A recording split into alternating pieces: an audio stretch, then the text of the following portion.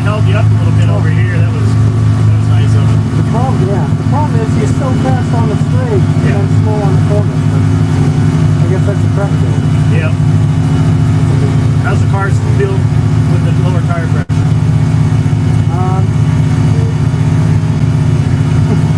Feels better on the low speed, but not as good on the high speed.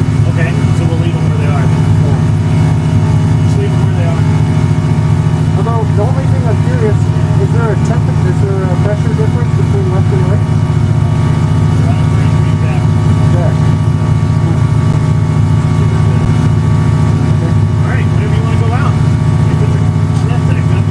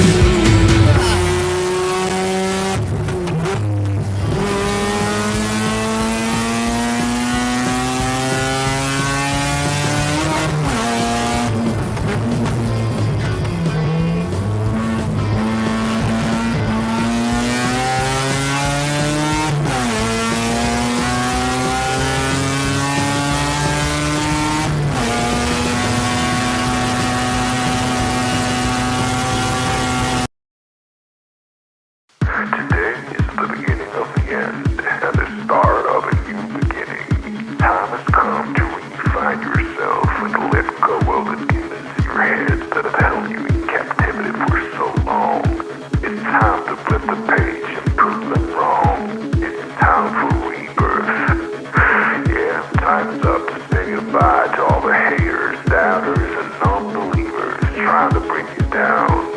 In the blink of an eye, you'll realize that there's so much more to the book than the page you were stuck on. Finally, you will feel free to live a life you love living instead of the life you think other people want you to live. Remember, you're the highest authority when it comes to knowing what you want and what you love. So stop trading yourself for the approval from others. Ladies and gentlemen, weirdos and geeks, please repeat after me. I don't give a fuck.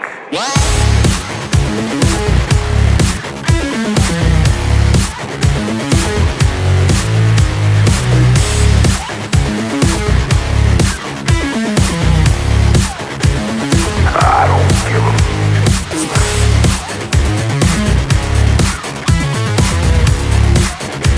I don't give a fuck.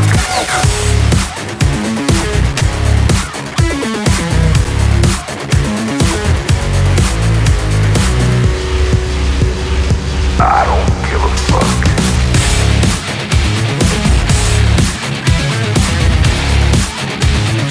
I don't give a fuck.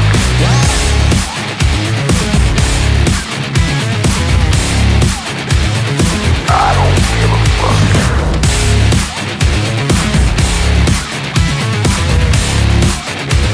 I don't give a fuck.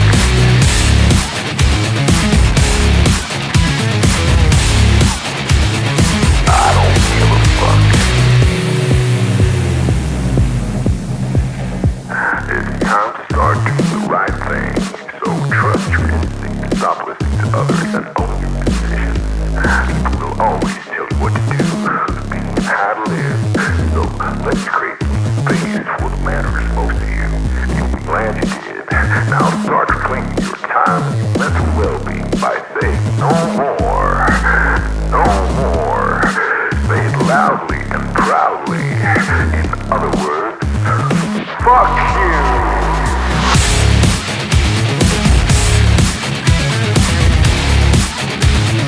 I don't give a fuck.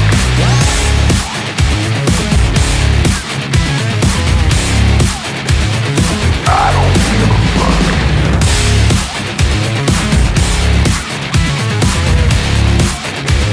I don't give a fuck.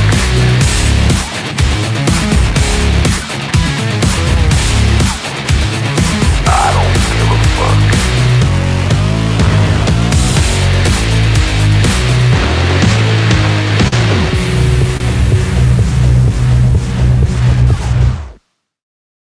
Target acquired.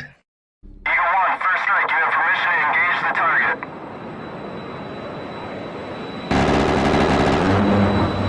Warning: the following video contains explicit language which may be offensive to some viewers or inappropriate for children. The content within this video is intended for mature audiences only. Welcome back. Sorry, guys. I was otherwise engaged tonight. You know how it is. My son had a concert. He playing violin. He did very well. And, so here I am about an hour and a couple minutes late. It's fine. It's cool. Don't hold my feet to the fire. Joe Mobley checked in first with there can be only one winner. There can only be winners. Good to see you, Joe Mobley. Love it. Woody made it in tonight. Anson Knowles, see you out there, sir. All right. Ghost 1978 says hi, everybody. Good deal there. K2, keep on trucking, likes the later show. 13 is in the house. I see you out there, man. I see you out there. 13's his gaming setup is rad. He sent me a picture of it. It's really cool. Damien, our parkour guy. I actually found a parkour sound bite the other day. I like it a lot. Buck White up in the house with shit. Just had to pass that out there. Roman King is in the house. Good to see you, sir. Good to see you. Not really, not familiar with you, but welcome on in. Come on in. Put your feet up. Stay a while. Stepfire, my buddy, you're in the house. What is up? What is up, John Burt? Good to see you, sir. Good to see you. You're always welcome, sir. Always welcome. And he makes good comments too. Mikey Balls up in the house tonight. Good evening to you, sir. Good evening. TR Finley has made it. Hey, Grid in the chat. That's awesome. Good to see you. Seriously, Shelby's in for mod duties. Good deal there. R. Allen has found his way in. Our fearless bot, WMD, is in the house making it happen. All right, got a super chat from Mikey Balls. Grid steadily taking W's. Yes, that's what I do. It's grid one, not grid loss. So that's how that works. Angel Berber. Good to see you, sir. Good to see you. Absolutely fantastic to see all of you guys out there. All of you guys. Mr. Boulay, top mod in the house. You can see my facial pores. That's stubble. Actually, I haven't shaved. Sorry, buddy. Are We Not Men is in the house. Yeah, there it is. We got Kronos is in the house. Kronos 420 is in the house. Kevin Landers up late. Kevin L is up late. He's out there. I sent him a picture of a project I was working on last couple of days. I hope he enjoyed it. Smoking Spaceman has made it in. Howdy, race fans. That's right. We're all race fans here. Any 2x4s at risk tonight, boys? Well, we'll see. Viking Paradigm may make it by. That's great. Good to see everyone in the chat. Welcome back. It's going to be a great show. As you can see, the title tonight, and I've discussed this before, but we'll go into it a little differently. Rough seas create great men. There's a lot of rough seas out there today, guys. I've been or out there these days. I've been listening and watching and just kind of mingling. I've been on panels here and there. I've been watching some. I've had a little extra time to watch some channels and listening while I've been working to other stuff. And it's been a great. It's been a great few days. Been kind of eye opening. People you think have it together really don't, and people that you would think are complete morons have gone through so much in their life that nothing phases them. Lose a job, no big deal. Get involved in a car wreck, no big deal. Lose everything they own, no big deal. They just endure. They push forward. They make things happen. And this, I think, is something that's really interesting in this current time. There's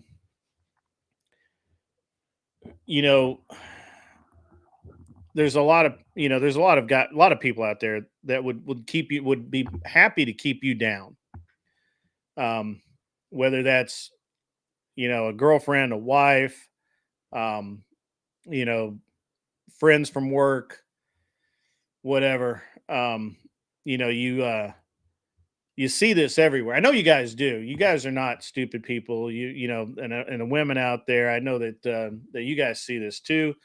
I know that you guys are smart enough to see what's going on, and really pay attention to it. But at the same time, there's intelligence enough to understand what's going on, but there's also, it's more than just understanding. Now you got to do something about it. Fredo, good to see you in the house. Raging Patriot, good to see you in the house as well. Welcome, guys. Welcome. And okay,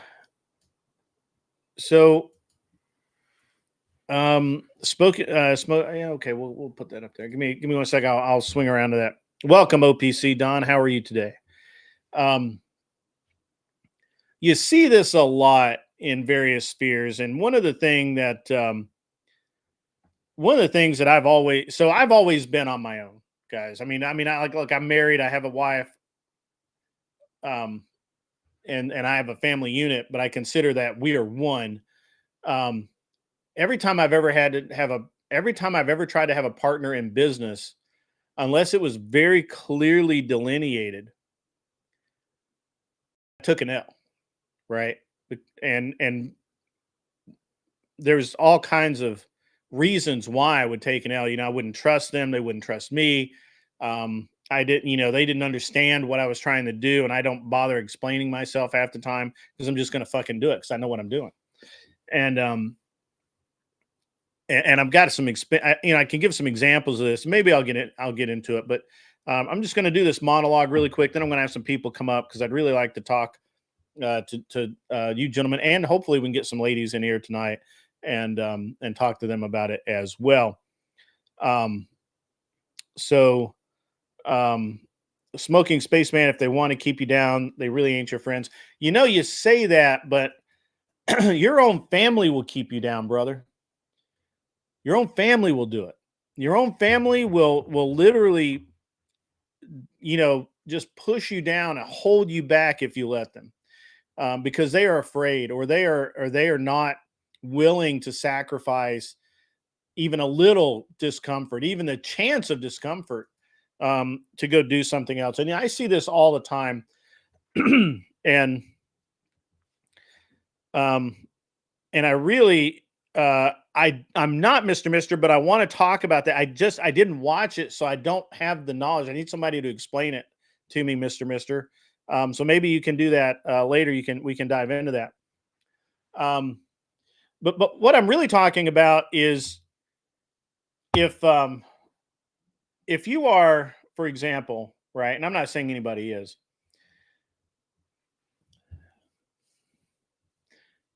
Have you ever come home from work? How many men? And look, guys, just put ones in the chat if this has happened to you. You come home from work and you have to tell your wife, girlfriend, brother-in-law, sister, brother, whatever, roommate, hey man, I just lost my job. Like, and you know what? I wasn't expecting to lose my job. I have no, I have no money. Like I have no cushion. I have nothing. Like right now, I'm so broke I couldn't pay fucking attention. As a matter of fact, I owe for basically everything in my fucking life right now. And that person will sit there and they'll listen to you and they'll talk to you. But end of the day, um, they will um, they will push you down. They will hold you down. They'll tell you they're helping you, but they will push you down and they will hold you down there with them because they are afraid.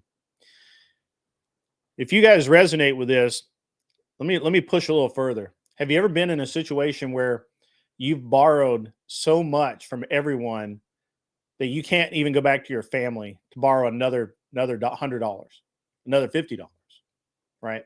Like there's no more money, like there's no more support, there's no more anything, right? Have you ever been there? And men get here a lot, right? Where there's nothing left in the tank.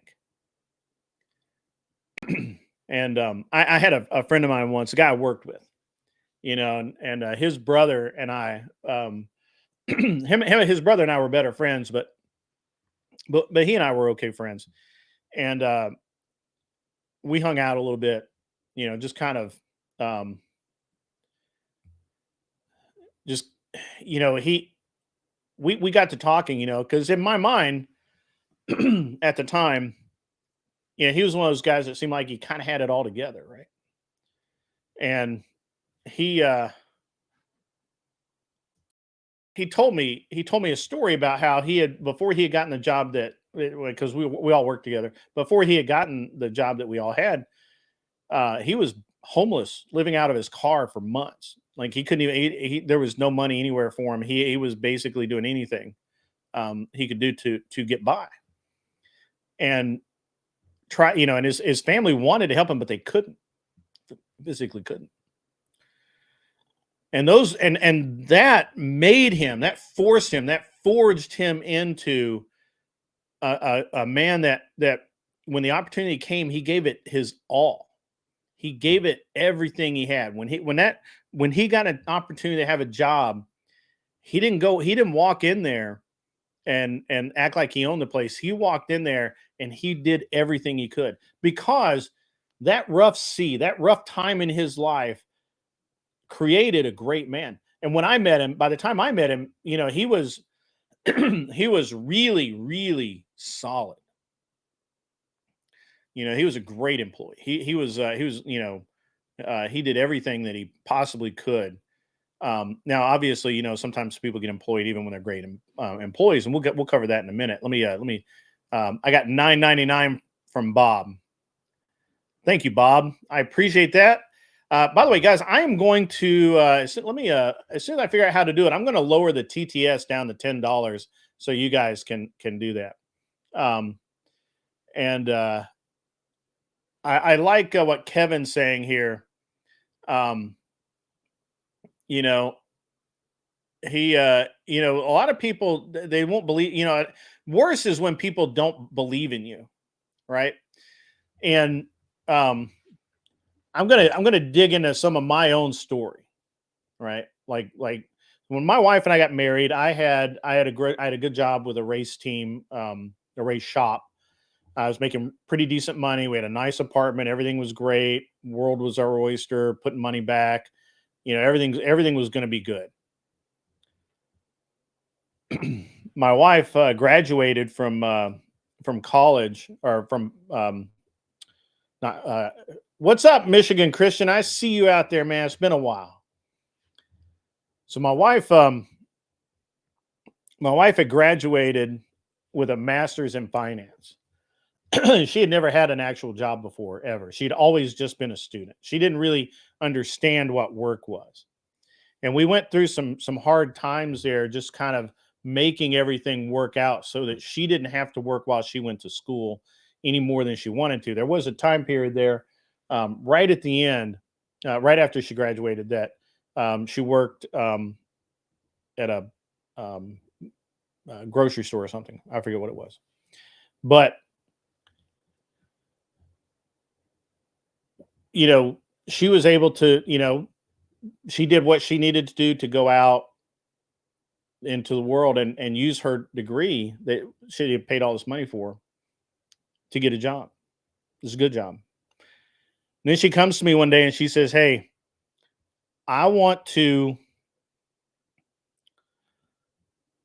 to leave my job and I'm going to go work for another company." Now, I had just opened my own business.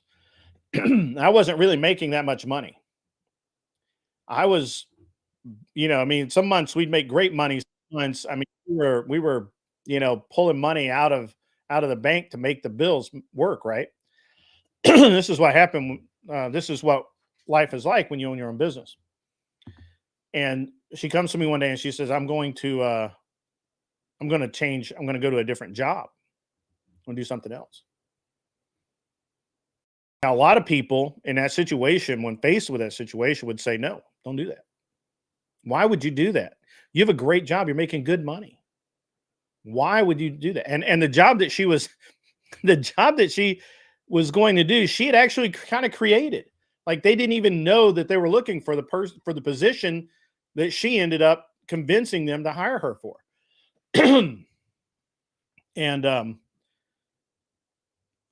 it was a great move for her. It was very strategic. It did exactly what she wanted it to do, and she did very well. And so a lot of people, again, probably wouldn't have supported that. But I have been through so much. I have been so broke that I just didn't care. I knew I'm never afraid to fail, because I failed enough and I failed hard enough that if I lost everything tomorrow, I would just rebuild it. And this is what I find so interesting. There's so many people out there that are afraid to do anything. And I have a saying, it's fear is a spare change that keeps you broke. And I mean that. If you carry around fear with you in your pocket every day, you're afraid of getting a position, if you're afraid of getting training, of asking for a raise, if you're afraid of all of these things, you're never going to get anywhere, guys. You're just not. And when something happens, when you lose your job, when your wife loses her job, when your kids come to you and they say, "Dad, everyone's going on this trip and I need $500," and you don't have $500, but you got to come up with it somewhere, somehow. If you carry that fear with you in your hand every single day, if it's in your back pocket or in your front pocket next to your car keys, and you got that fear with you every minute of every day, you're fucked. You're fucked. Now, how do you do that? How do you get around this, right? Well, you first of all get some damn self-confidence. Don't be afraid to fail. We all fail. I don't know anybody that has really made it. I mean, really 100% hit the fucking lottery, millionaire, billionaire, making serious money, doing all the right things. I don't know anybody that hasn't fucking failed. Anybody.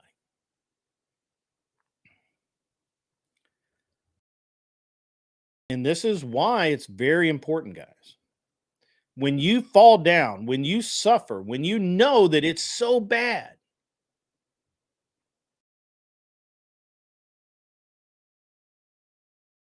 fucking do better.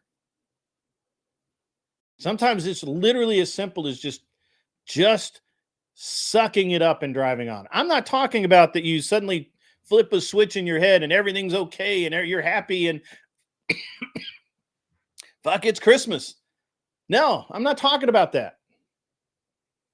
I'm talking about that you just sit there and in your head you say, fuck it. It sucks. Life sucks. I don't have this. I don't have that. I'm not going to get this opportunity, or I fucked this up and now this person hates me and they'll never fucking hire me. And you fucking move on.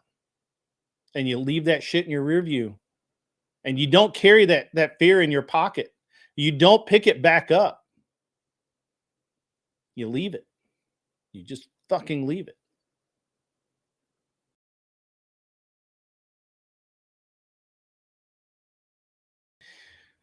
And this is interesting to me, guys, because I've been listening all week. I've been listening all week to content creators talk about how rough it is, how whatever, and all of this. I don't get it.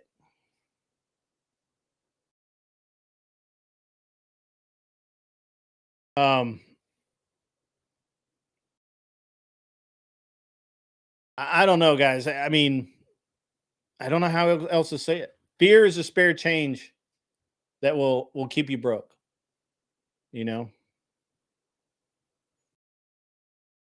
Fear is a spare change that will keep you broke. And if you carry it around with you, you will life will suck. And some people like their life. Some people need that. I knew guys that when everything was great, they were nervous as all get out, man. Like they couldn't handle life being good. I can't. To be honest with you, I can't. Like I'm always looking. I'm waiting every day for the other shoe to drop. I'm waiting to get sued. I'm waiting for somebody to fucking crash into me and destroy my car and I have to, they have to pay a bunch of money. I'm just waiting for that moment, man. It's not that I fear it. It's not that I expect it. It's just the possibility, the numbers, right? Like the numbers, the odds of it happening are so fucking high. And I'm ready every moment, every day. Let that shit happen. Who cares? Copium is the roadblock to your progression. All right. So, and sometimes you're the copium. Sometimes you're the guy when one of your buddies is sitting there and he's like, man, I lost my job. Fuck, my wife hates me. God, my kids are fucking alcoholics. And you're like, it's like, all you can do is be like, well, sorry, man. I don't know. I don't know what to do. I don't know how to help you. Or you can't be the guy that says, get the fuck up off your ass and go do something, dumbass. Sometimes you're the problem. You are your friends or your family's problem. You're part of it. You cope right along with them. You tell them, well, you're better off without that job. Yeah, they didn't need you. Or, man, you better go back and beg them for your job back. You're never going to get another job. Or, man, the job market's so tough, man. I don't know. Hope you got some money saved up because it's rough out there today. K2, you got a story for me? Come on up if you want to, or just tell it in the chat. That's fine. It's but and look, I've been listening all week to people. Pardon me, guys. My bronchitis is acting up again. I don't know what the fuck is going on. I've got to go. I think that the stuff that they gave me helped, but it didn't. The medication they gave me did help, but it didn't actually solve. It wasn't strong enough to kill the problem. So, what's up, Mikey Balls? How are you, sir? What's up, kind sir? How you doing? Oh man, I'm just throwing shit on against the wall, see what sticks. Hey man, this is probably one of the best topics I think yet. I think a lot of us can resonate with this, right? Like going through hard times and hardships in your life, and it's very interesting because by the age of 18, I was actually already maxed out in my industry. And so by the time I did that and did that for a decade and then losing your leg and not being able to return back to that didn't help, no situation. And I couldn't return, couldn't get through the Coast Guard physical, you know what I mean? Just typical things that you would expect. And then it's been 4 years now and still waiting on disability, so you can't expect any of that. You know what I mean? So yeah. I experienced some crazy shit through this where, I met my ex actually after my accident. You know what I mean? Can I ask you something? Just how busy are you at a one-legged man ass-kicking contest anyway? Hey, man. Yeah, absolutely. I like that. How busy are you? I hear that all the time. I'm just curious. How busy are you? Listen, I just wish I had a leg to stand on. That'd be cool. But it's cool. It seems like a very one-sided story. It is a one-sided story. Yeah, that's right. Yeah, no, man. So it's kind of interesting going through the diversity of this. I mean, the real life situation is like my daughter is in California. You know what I mean? Where I was faced in a situation where it was like, okay, do I move here to Alabama or do I live under a bridge? Like I was faced with that real life situation where you're like dealing with real life right now. Excellent, dude. That's such an excellent point. Before we go forward though, guys, Siege D, have you heard from Glenn? I got a weird text from him that looks like he's in the hospital. He has not responded to any phone calls or text, and I'm getting really concerned about Glenn. Siege, do you know anything? Oh shit. Sorry, I saw him come in, and you got to figure that. Absolutely. I would hope someone would do that for me too. Absolutely. Yeah. No, it's heavy, man. So going through diversity in general, man, it's heavy. Whether it's women, finances. It can go on and on and on. Whether it be physical, mental. There's so many layers of it. A job, a career. Yeah, man. There's a life is very complex. And it's something that has allowed me to, I'm glad that I went through the diversity I have, because now it's made me who I am today. But I really wouldn't want that for somebody else, you I know? think you mean adversity, not diversity. You aren't black. Oh, okay. Yeah. You didn't turn black. Yeah, my bad. Okay. Adversity. Sorry. Not I got diversity. You're right. I got You're your right. leg on that one. You're man. right. Hey, you're right. I used the wrong terminology, the wrong nomenclature. I'm sorry about that, Grid. Yeah, I'm just Yeah. having fun with you, man. Sorry, I didn't. No, but it's true, man. And that's a heavy topic that you bring up. And so I'm glad that you did. And especially, I resonated with it even more because I sailed for a decade. Right. Yeah, you were saying that in the chat. I saw that. Yeah. I was captain, licensed. Oh, yeah? Tank. Yep. Yes, sir. Old peg leg, huh? Yeah. Old peg leg. Yep. So do you become a captain when you lose your leg automatically? No. That's essentially when essentially Are they retiring? Because you were a merchant marine, right? Yes. Okay. So did they mandatory retire you at that? No, they just let your ass go. Oh, they're just like, well, Why would they have any liability to some union worker? You know what I mean? You're gone. I mean, with 12 years, and the union none of that takes care of you. Oh, okay. It's all gone. What are you talking about? There's nothing involved in that. There never was. There never even was like, hey, let's help out in some medical bills. No. Oh, dude, that's I had to pay $133,000 cash money out of my pocket for medical expenses. Cash money, my money. $133,000 after a drunk driver T-boned me off my motorcycle. Wow. Mm-hmm. That's nuts, man. This is real life. This is California shit. You know what I mean? So, yeah, okay.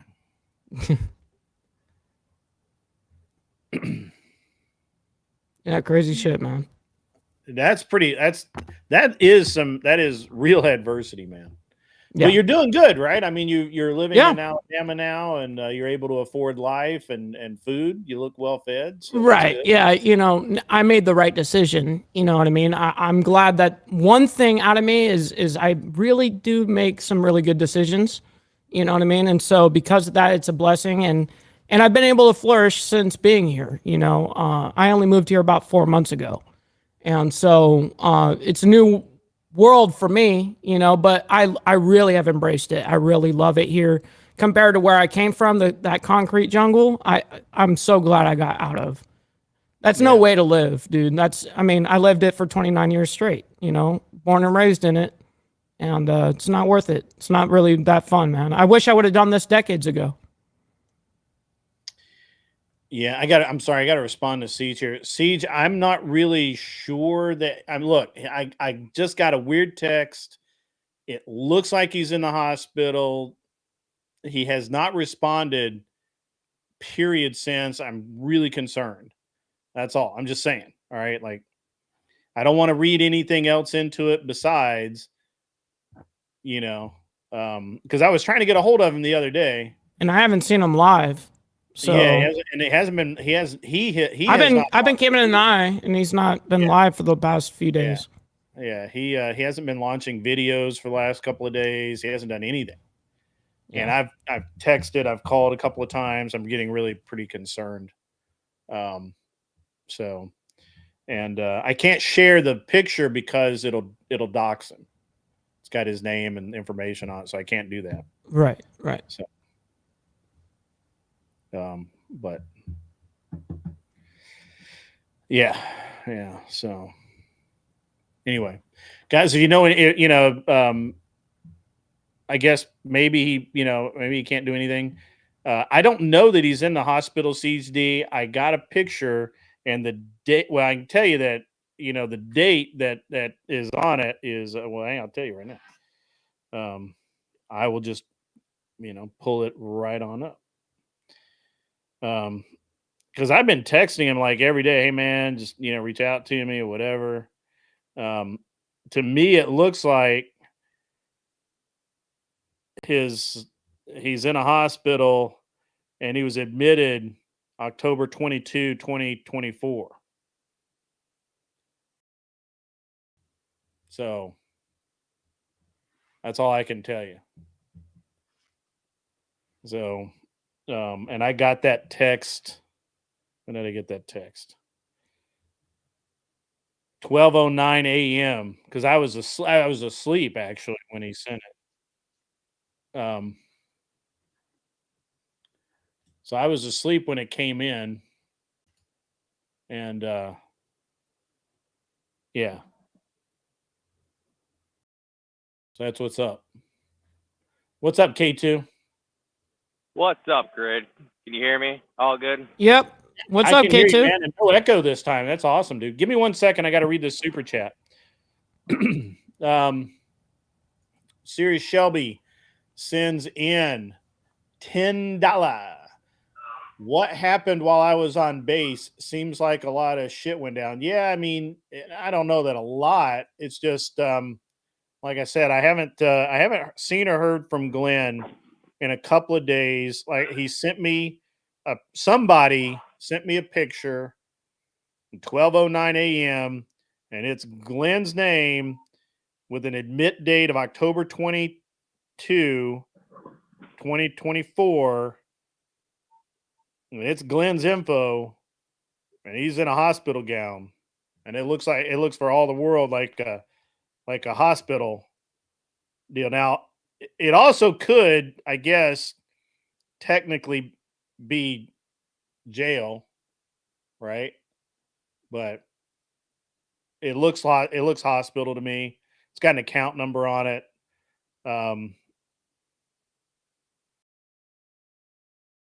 Yeah, it looks hospital, but not. So I'm just saying, dudes, if you see him or anything, tell him to get a hold of me. I have not heard from that dude. The text came from Glenn or his phone. The text came from his phone. That's why I say I don't. It could have been somebody using his phone since I was the last number that was on it to, send me a picture of the information or something. I don't know. It's very confusing to me, and that's all I know. So sorry to interrupt the conversation, guys. Arthur You don't need to apologize Glenn, about that. That's brotherhood right there. Absolutely. It's Care about one Glenn's another. phone, Arthur Daya. I called him and I've texted him multiple times. I've called him twice a day. I've texted him twice a day. Like I can't do anything else. Except fly to California and go beat his ass for not answering his damn phone. But if he's in the hospital, I'll feel bad for beating his ass in the hospital. You would still beat him even if you saw him? Yeah, dude, fucker didn't answer his phone. Yeah. He still gets the punishment. He still gets you still get handled. Yeah. Yeah. I mean, that's rude, man. We can't let that roll. That's right. That's hilarious. What's up, Chris Lestrange? What's up, Lee Lance? What's up, Lee? That's my brother right there. Appreciate you, man. Yeah, your guy? Well, he's become a member, so he's one of my guys now. That's awesome. Thank you. That's awesome. He's a humongous supporter of the Insane Wheels page, man. He's one of my brothers, man. He lives in Tennessee with you. Dropped. I've got two of them in here now. He lives in Tennessee right there with you. Does he? Yeah. I live in Tennessee. Am I still here? Yeah, well, not now. It finally dropped. Oh.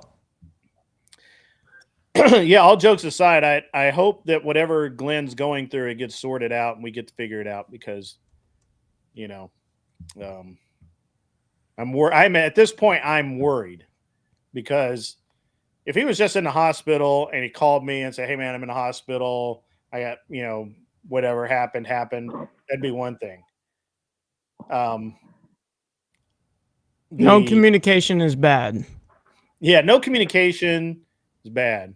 Yeah. I have not tried to ask Andrew anything. I haven't actually seen Andrew on where I could talk to him in the last few days. I could call him, I guess. I could do that. But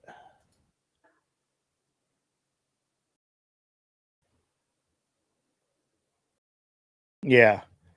Appreciate that, Raging Patriot. Yeah, I have not. I've not had an opportunity to do that. His room phone. I don't have a room number, Arthur Daya.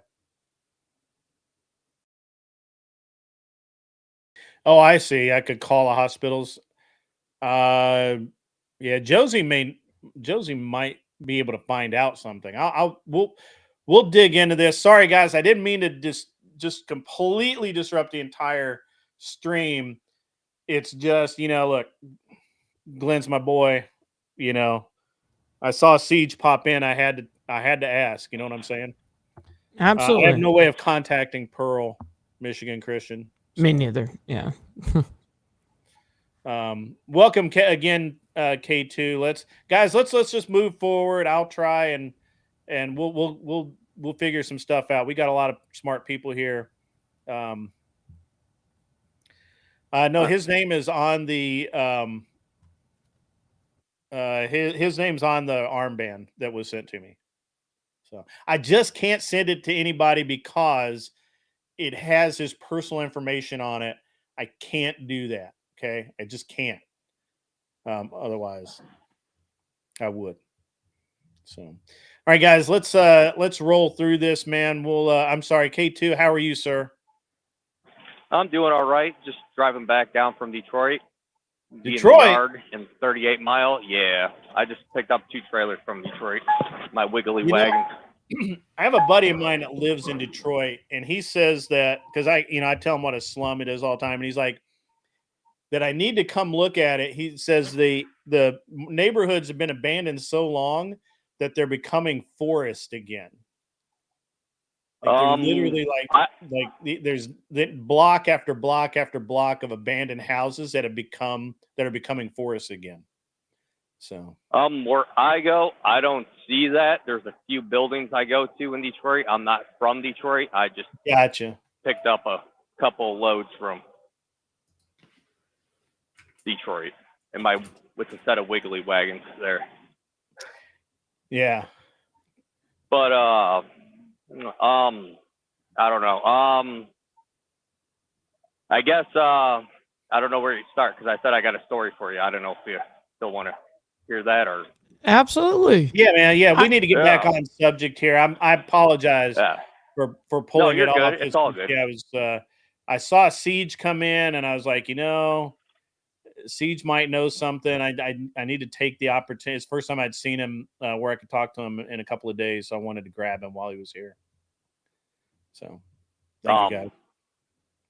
Just didn't know where to start. If you wanted to hear that story or not, it's quite a bit. Yeah, man, let's hear it. Hear what you got. It took over years of time, but at my company where I'm at now, I don't want to say names because I don't want to dox myself. Don't have to do that. But it took forever for me to get full time. Like they would do that where you had to learn how to drive a stick. I had to learn and fail so many times that I would take the road test for it. Failed so many times, got DQ'd, jumped right back at it, bought a car that was a stick shift just so I could learn how to do that properly and keep it. And I finally passed, got all that. So it took years for me so trying and failing. After I got this job, I totaled my car, had to get dropped off for my parents at these work when I was part-time. All that crap. It's probably not the best story, but I just kept on trying and trying when everybody's like, you're not going to become a driver at that company. There's no point of even trying. And then now I'm really good where I'm at right now. I'm really happy. I just don't want to say where I work. And about the union insurance, my union insurance is freaking great. There was this accident. The first time I ever been in an accident. I had bronchitis for the first time, didn't notice it. Couldn't stop coughing where I blacked out and went to a ditch.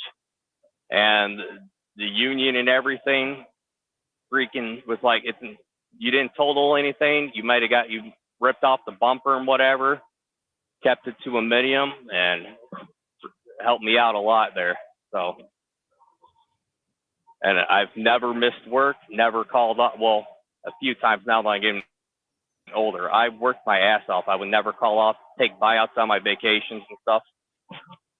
It ain't the best story. I'm missing some details, but I don't want to say too much. That would get me docked. No, that's okay. I mean, I think I think most people have been there to where they just don't have you know, it's a you've got to make either sink or swim, pass fail, make it or make it or not make it. One of those two. Yeah, Absolutely. Yeah. Sink or swim, homie. Yeah. Figure it out. yeah. It Did, ain't the best story, but I just wanted to tell you my success story. That's all. I Yeah. appreciate. That's awesome. Did Anson Knowles have a debate today with Chris Lestrange? Did that happen? No Did way. that happen? I need to know about that. This is news. Yeah, this is breaking news. We need to hear this. Oh, Jim Bob had one? Oh, I got it. I was hoping that they had revisited that. No, Jim Bob and Posh. Who the fuck is Posh? I don't know who Posh is, but I know who Vosh is. Yeah, but I know Vosh, yeah. Although that would be great to just call him Posh. Yeah, for real. That'd be Posh. hilarious. Ortho Bros. Oh, okay. That's why I don't know him.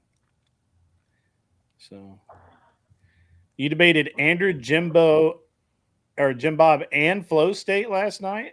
I'm What? in bed too early. Damn, where was I? Video or it didn't happen? Send me the video, bro. I thought for all the world that Grace, what's her name, was going to show up. Because, We need to put it up there and critique, and I'm just kidding. yeah, we do. We need to do the blow by blow breakdown. Yeah, the breakdown.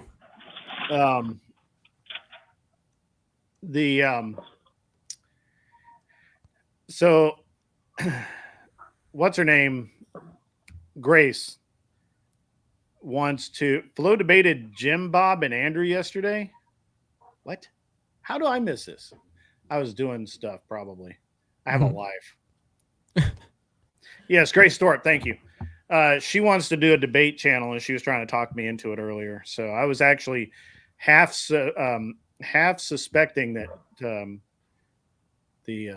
that she was going to come in and continue to push me in that direction. Sweet.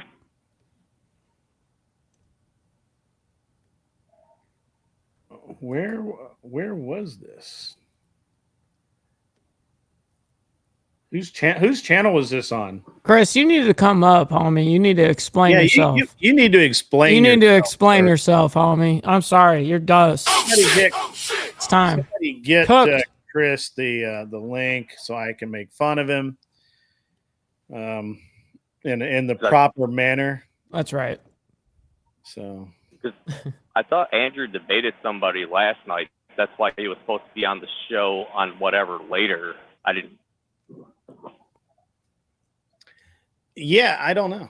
I didn't see Andrew supposed to do a debate yesterday. Okay. The day before, yes, but. Oh, all right. I got to hear the story. I need the story.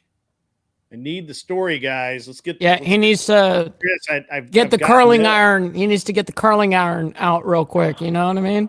Yeah, he's got to make that stash happen. That's right.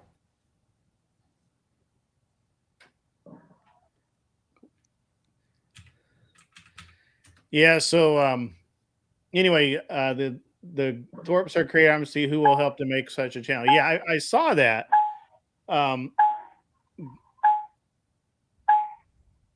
His blinkers on. That was awesome. Sorry. No, that was awesome, dude. It was like tick, tick, tick. No, that's the sensor. It tells me that I'm too close to something. No, it's a sensor. Oh. Modern trucks have it. So if I get too close or someone cuts me off, you'll hear the ding, ding. Yeah. Lestrange had Andrew concede points? No. All right, I got to hear. We got to have Lestrange up here. What's up, Siege? Yeah, hey there, Grid. Yeah, this is like first time hearing that Glenn was in the hospital. Yeah, same here. I don't know that he's in the hospital, Siege. Okay. I will tell you all that I know. The other night, I had tried to call Glenn a couple of times. I went to bed relatively early for me. Somewhere in there, I got a text. I'll actually tell you again, 12:09 a.m. my time. To get a picture, a text from Glenn's number.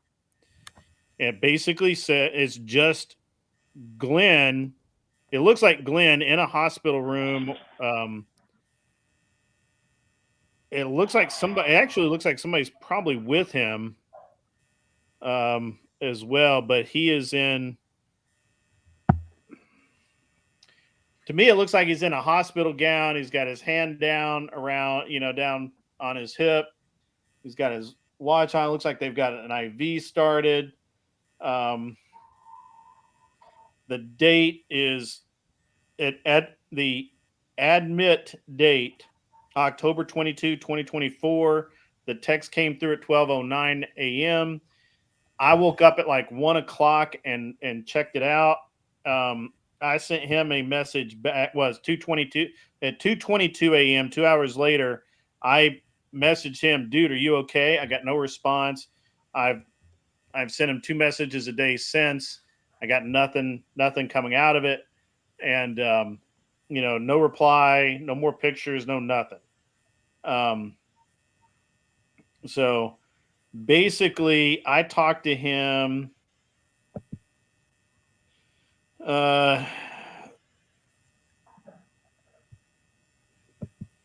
Yeah, I don't know what day this was, but anyway, that's the story I got. That's what's up. Okay. Yeah. So So yeah, I've been trying to like text him and Discord DM'd him just like a few updates on both on my end as well as like a few things that I was able to do for his channel, like promoting him. I won't go into that, but last time I saw any activity from him was that he got to release a premiere on Sunday, the 20th, and then I also got to see him over in Torch's chat while that mhm. furry Melanie was up, and they were discussing about debate prepping before Mod Monday on Raging Tomato.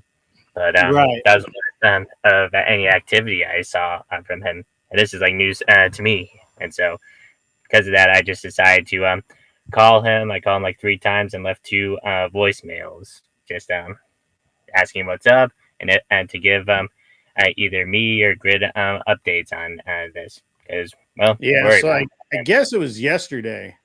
So 2:22 a.m. yesterday, um, early morning. I texted him yesterday a couple of times, and then I texted him today. Tried to call him. So I mean, Yeah, yeah. pretty interesting. I'll have to see about that.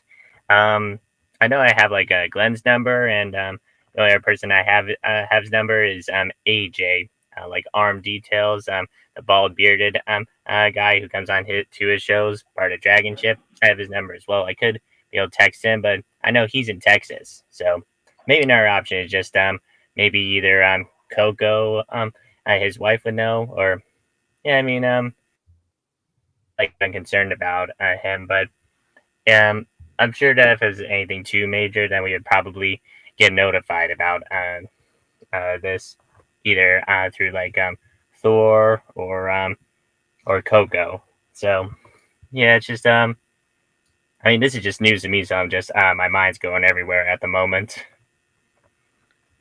Yeah.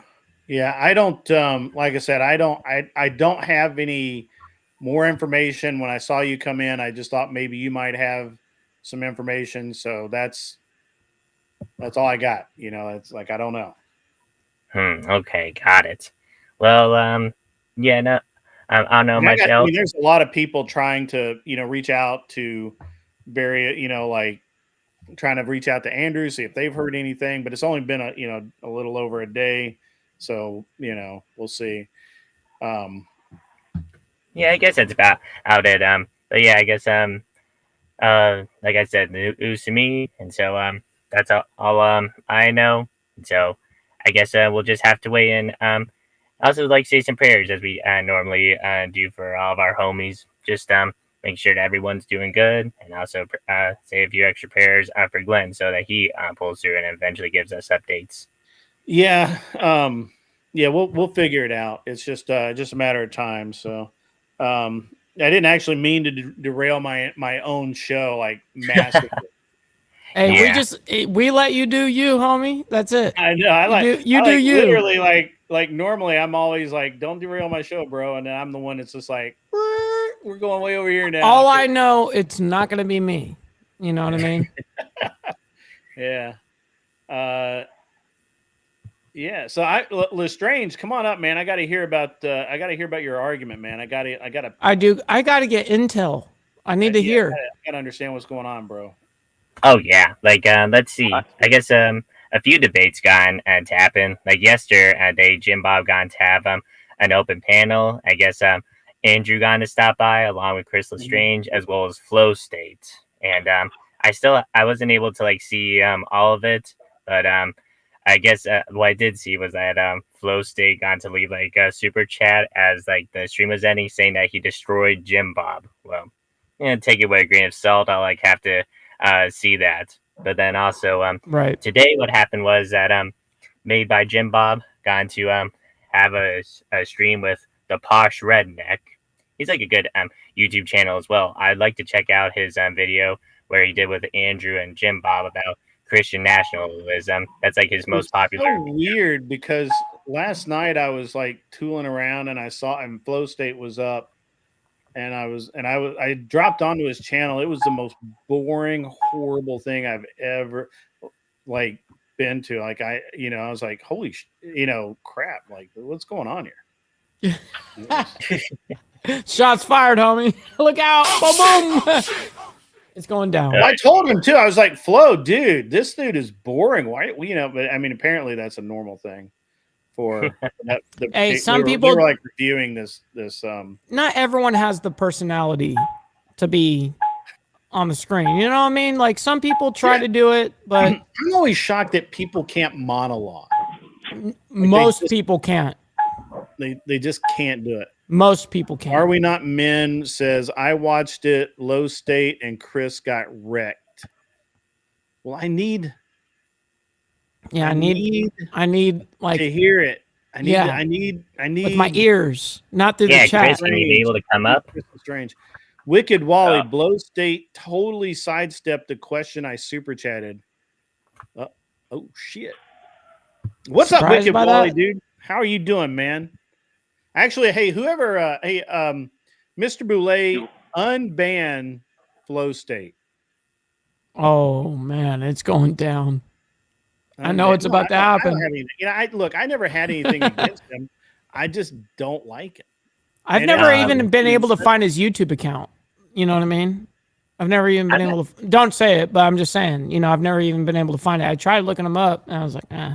Oh, usually when I try to look up Flow State's account, it just comes up as something science related. So I just have to type in Flow State Glenn Lawrence, and then it shows his stream. Oh yeah, and then you can be able to you find connected. his YouTube channel. You connected some dots there. I see. Angry Casper, welcome, sir. Good to see you in the house. Could you please, help Chris Lestrange to the stage, please? Right. You don't have that permission? Well, I bet I do. Oh well, let's see. No, great. You don't have that permission. Stop the cat, man. Stop the cat. Well, hold up. Let's see. You let's don't see. have it. Yeah, I don't think a manager mod can actually unban some characters. They need access to your YouTube account to be able to unban some people. But anyways, let's see. I'm not too sure where Shelby went, but I'll copy the text and let's see, copy the stream link and I'll send it to who would you like, Chris Lestrange? Yeah. Yeah. Where's well? I thought Chris was in. Did he leave? I haven't seen him. I haven't seen him in a minute now. It's been a minute. Yeah, he's probably over. He's probably over watching Verbal Comment. Wicked Wally, did you catch my impromptu debate with Andrew the other day? Wally says, "Hang on, I gotta scroll here. Standing by." I thought VK was on Friday. Oh yeah, it is. So the strange will be up Wednesday. here. Come on, mustache, get up here. Okay, I I sent him the link. chatted, what if we discovered a country called Grapeland where open public grape is moral? You're talking about ancient Inca land. I have a whole thing about that. On what authority does Flow State tell them it's wrong? When does he use force to stop them? So Wicked Wally, a hilarious thing. They were talking about somebody was talking to Andrew, making the argument to Andrew that it was bad that the Christians came over and conquered, settled, whatever, and completely wiped out the Incas. And Andrew's like, you mean the human sacrificing murders of children and grapers of women? Yeah, I don't care. It's probably a good thing. Oh, you're in the back? I didn't see you come in, bro. No, you're not. You gotta go back out and come back in. It's just weird that way. Go back out and come back in, Chris. Sometimes it just does that. Somebody's gonna have to drop down too. Oh, I'll drop. I can drop. I'm almost at the yard. Okay, cool, K2. I appreciate you dropping. No, I need Mikey Balls up here to make fun. Talk to him. Yeah, no, it's okay. I understand. I'm the butt of every joke. You know what I mean? Have no leg to stand on. You only have half a butt, so it's all right. You know? No, it's cool, man. We knock him out of the park out here. You know what I mean? There he is. Now you made it.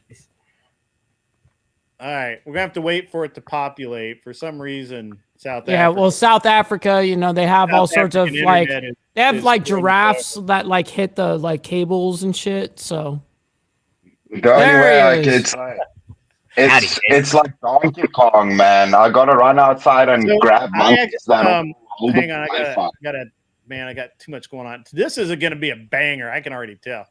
All right, so where are we at? At the argument arena. Isn't that Rob Noor's place? What's up, Angry Casper? Glad you're here, buddy. Where is that? Damn it. I really hate it when I see something and then I like scroll past it. I do it all the time. It sucks. I know. There it is. So, Arthur Dyer, the thing that you have to realize about the argument that I had the other day with Andrew, the debate, the minor debate that I had with Andrew is that I didn't. First of all, I knew Glenn was trying to go to bed, and I knew also that he was sleeping. Shit. So it started getting to be like an hour of discussion, and I'm like, I got to start just conceding. I can't go in. I can't start pulling out all the points I want to pull out. I'll just say, all right, good, whatever. And I also wanted to act in good faith, and I wasn't really ready to have the argument at that moment. So I didn't really hit it with. I didn't hit it with all that I needed to. But really, the only thing I conceded is that if your biggest concern is your woman cheating on you, then yes, mandatory paternity test makes sense. I don't have that fear, so I don't think that I don't believe in it. But I'll take the L. So what's up, Chris Lestrange? So you tried to save the Flow State, man. What's up, Grid? Yeah, man. I decided to go in there. Andrew and Jim Bob were obviously it was a rights discussion, and I had an interesting take on it because I've heard Andrew's argument on it. I guess most of us will know it's the privilege without a duty required for that entitlement or privilege. So I knew if I grounded it in God and figured out how to refute it in things that can't be taken away from you, I could pose an argument. And then I decided to go in the Shark Tank or the Lion's Den and propose my arguments to them. And okay, what were the arguments? I've got to hear this. These are going to be good. These are classics. So I was technically on Flow State's side, but I think when Andrew and Jim Bob were winning, he decided, you know what, I'm just going to jump on the winning team. So I had a little bit of a three-way action going on there. No Diddy. So, No so you're Diddy. saying you went full Diddy then? Oh, Yeah. So I basically, so it boils down to, obviously, with Andrews, if people know the argument, if you have to uphold a right with force, then it's technically not a right because it can just be taken away from you, right? It's the from same anyone thing. who's stronger, more guns. Yeah. Right. Yeah. So if you say, "Oh, well, I have a right to life," then somebody can say, "Well, I can take your life away from you." So Yeah. you don't technically have a right unless you uphold it by force. So my arguments were your right to exist or to be alive. So not to live, to be alive, but because you. So remember, I was grounding this in God because any prescription or law given to you by humans will change and is a social construct. So the only way to ground it in something unchangeable is basically using God. So Mhm. with that statement, if you have existed, or by the fact that the chance of you existing is so low, by existing, you have the right to exist. And even if you die, you will have still existed. You cannot not exist. It's a contradiction. So that was my first one, and I basically gave them 5. So that would be the one. The second one would be you have the right to your soul because nobody can take away your soul. The third one was you have the right to experience your reality because even if somebody puts you in a coma, you're still experiencing a coma. So that can your physical experience of what's going on around you cannot be taken away from you. And then 4 was your right to be absolved of your sins. If you're religious, you know that Jesus died for everybody's sins. There's no duty required for that. It's for everybody. That was my other one. And then my fifth one is you have a right to die and not be stuck living a terrible life. Eventually, you have basically the right to check out. Somebody cannot keep you alive. And then obviously I stated to Andrew, if you bring in sci-fi things like, let's say, cryo freezing, then I guess maybe somebody could keep you alive, but there's no way to keep somebody alive. And there's no way if you're in pain or sick that eventually it will end. You basically have that grace that eventually it will end. Eventually, when you get old and you physically Not a can't walk right. anymore, It's that just ends. an eventuality. And like, and Yeah, actually, so my grandfather, um, was, and I always thought this was a travesty. And I hate saying this because it was, obviously it was um, the VA hospital that did it. Um, the They kept him alive after they should have just left him to die, yeah. just because they could keep him alive. Like That's the thing. Sometimes I've made this argument as well, and it's very uncomfortable for religious people, but it tends to go better with people that have been in the shit. So veterans or somebody who has had, My let's say, let's grandfather put had it, 2 strokes and had, I mean, he still had some brain activity, but they kept him alive. But he was never coming back. He was never going to yeah, be the man that he was. He was never coming back.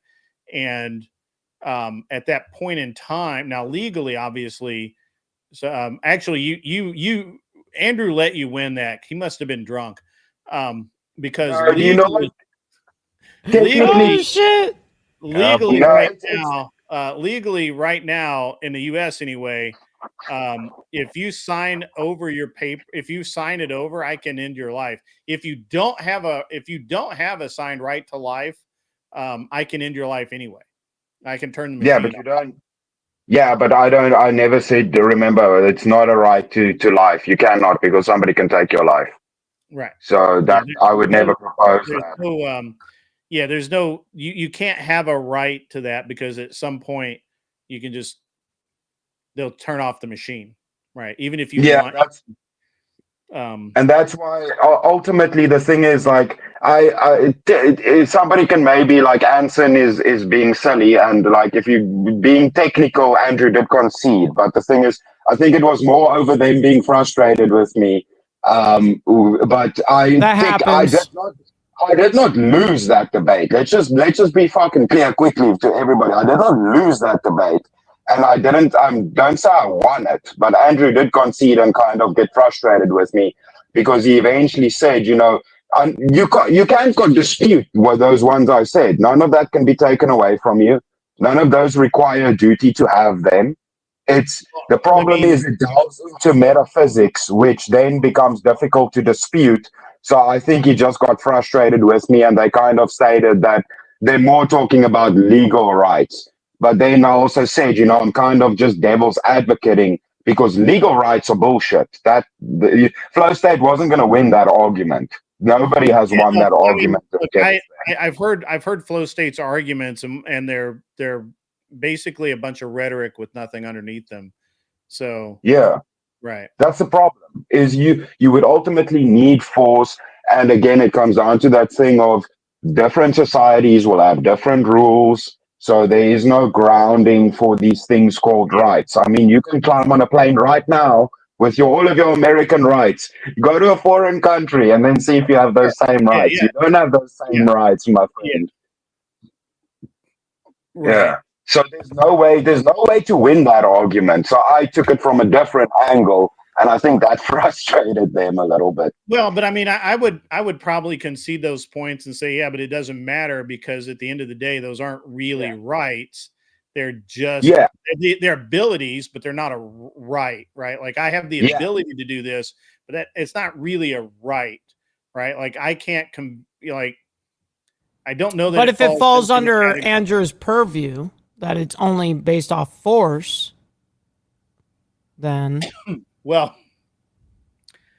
no, he says it's a very well he's defined this really well. It's a right is something that an entitlement with no duty attached. Absent of duty, correct. So I have a duty to take care of my family. So it's not a right to take care of my family. I have a duty to do so. I agree with that argument really well. I agree with that. But see, and it's difficult with the one as well. Like I said, anybody who's religious, if you say, well, did Jesus die for the sins of everyone? That didn't require a duty that cannot be taken away from you. That's a privilege. That's a massive fucking privilege. Yeah. So it's difficult to contain. Yeah, I don't think it's an interesting set of I see your nuance. Yeah. It's an interesting set of nuances because a right would be an entitlement absent of duty and I understand Andrew's actual argument is that legal. He was saying legal, like legal, normal human rights. What he says now, he doesn't say legal. He says you have no rights absent of duty without God. God gives you the right. Once you have God, God enters the picture, now you have rights because you can appeal to God says you can't do this to me, and that is the ultimate authority. Whereas any authority that you propose, for example, like if I say that I believe that if you're a vegetable in a vegetative state, and as you said, you're able to your mind is still, you have a right to that, right? Your mind is still functioning. And I said, yeah, you know what? Let's just lobotomize Chris. He doesn't need his mind to function. He's a vegetable. So all we really need him for is to poop. And so we'll lobotomize him, and now he's lobotomized. Yeah, see, Jim Bob tried that with me because he asked about memories, and I said, I don't grant memories or mind. I grant your subjective, your experience of reality. So even in death, you would be experiencing death, whatever that is. Isn't that memories, though? I don't know that that's right. That's an eventuality. You can have a brain injury. You can have a brain injury, but still be you. So that's how I refuted that with memories. You're still you, even if somebody lobotomizes you, you're still you. So that doesn't work. Break this down. I'd have to break this down a little more because I don't know that those are rights. I think they're simply entailments. And I can see why Andrew would. I can see why Andrew would just concede. Okay, yeah, sure, but those are I'll concede those points, but that's still there is still no right without religion. You have no rights without. It just seems like from his worldview and Andrew's worldview, it'll be just a circular argument. Yeah. And You know what I mean? And so you just gotta have to go, you know what? It's circular. Yeah. We gotta that's move. That's what Andrew said. It's mental masturbation, and I get it because the right word It is mental mental masturbation. No kidding. That's great nomenclature right there. You know, Yeah, but that's what I'm saying. Like, Somebody else said it. Grid, obviously I did it to troll a little bit because I knew I could pose this argument. So I know what Hey, I'm doing. I love when It's someone really will great take the exercise position. in thinking. I like that a lot. Me too. Yeah. So I get it, and Andrew explained it in a really good way. It's gifts. It's gifts. It's not rights. Which rights is a dirty word. It's gifts from God, not rights. No, the gift. No. You got it backwards. Your ability to experience life is a gift from God. Yes. Yeah. It's a right to experience. That's what My right. No, Yes. that's what Andrew said. That's what Andrew said. It's not rights. It's gifts from God. Yeah. So from God. So my gift from God is to experience life. My right from God is to experience my life without you being a dickhead and trying to kill me. Right? That's my right. But see, so I was trolling a little bit, but the argument is still there. Like with the one with Jesus, I was waiting because there is pushback. Like I have reputations for my own things. Like with Jesus dying, there is still a duty. You got to be a Christian, right? There is still duty. So there are things where you can refute these things, like if you go deeper. But I think I just frustrated them. I think probably was drunk at that point. So, and he was whatever. But no, that's good. Yeah. I mean, it's a good thing. I'm glad that you got up here to explain it. No, you would have liked the VK one. I debated Andrew on mandatory vaccinations. Great. So on VK for should the government guys, mods, it's with a somewhat heavy heart. I have to inform you that I have unbanned the flow state. So do not nice. If he comes in. Nice. Okay. Yeah, let Flow State do his thing, man. I enjoy Flow State. Really? I think he said really? Really? What I love it is everybody fighting with each other, right? To that extent, I'm like, it's unnecessary. We should all just debate and fight. It's fun to have people to push back on, you know? You shouldn't cut them out. But not everyone can remove emotion, dude. Most people argue in emotion. And you can argue the position like you had and not really have the position. You know, and that's the point of debate. It's the art of it. You know what I mean? And people will kind of lose that, especially in this space. I've seen victim mentalities and stuff like that. I'm not going to name any names. Just saying, you know what I mean? I've witnessed it. Yeah, I actually came on to Grid's stream one time, and after his debate with Andrew and himself, is that I just got into just cheerfully say, hey, y'all, you still cool with Andrew, Grid? And he, of course, he answered yes, because again, it was just a debate between friends. And I think when a lot of people come into the space, and I mean, let's be honest here. I don't get angry about it. I think it's interesting when people say that they just hate somebody, because I'm like, really? Yeah. I mean, you don't even know that guy. That's a lot of energy. That's a lot of energy, dude. Yeah. Well, yeah, and then one things I have seen a couple of times is that people will see blood sport debates either with Andrew or see some activity on verbal combat, and then they'll some people who are inexperienced with debating will debate on one another, and they'll have their emotions and get invested in there. And I've seen a lot of people lose friendships there. I won't name names, but it's happened no, that's terrible. Discord or other streams as well. Greg, do you know what the problem is? A lot of people are.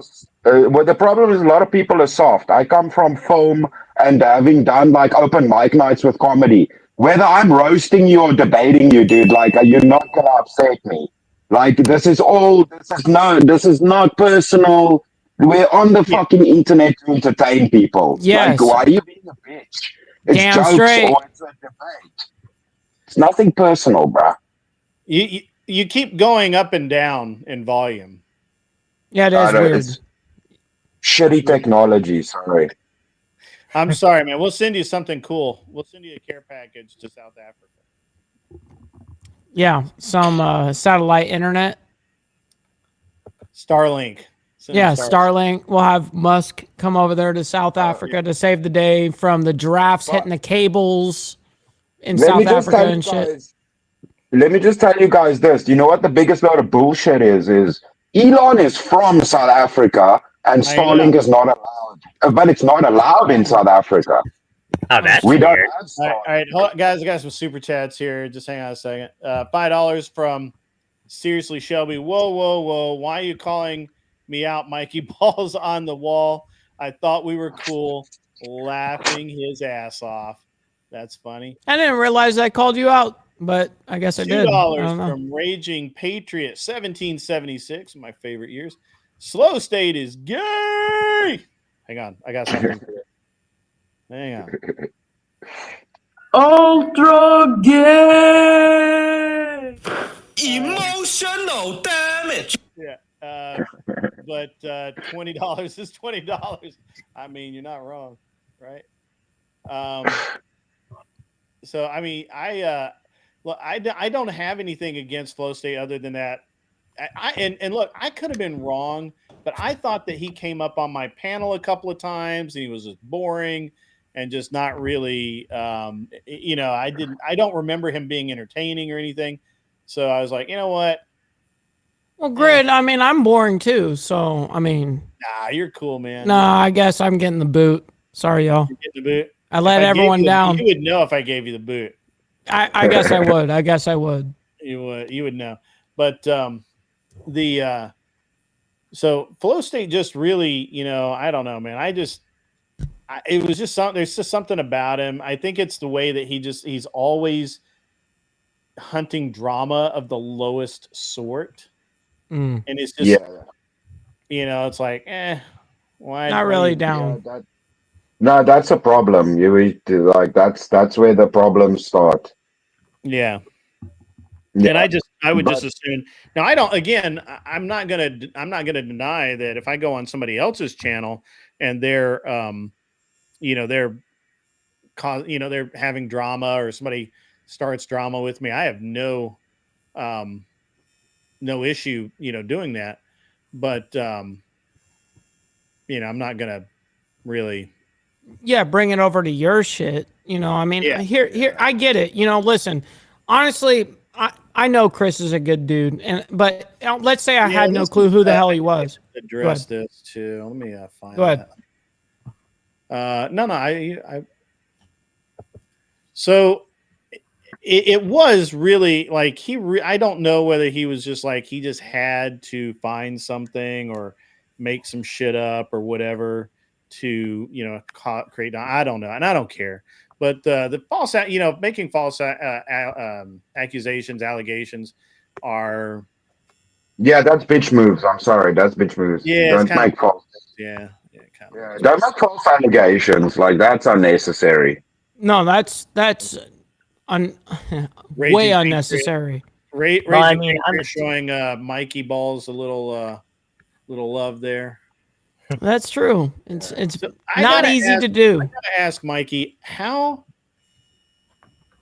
is it that you get hit by a car and you're the one that pays the bill? How does that happen?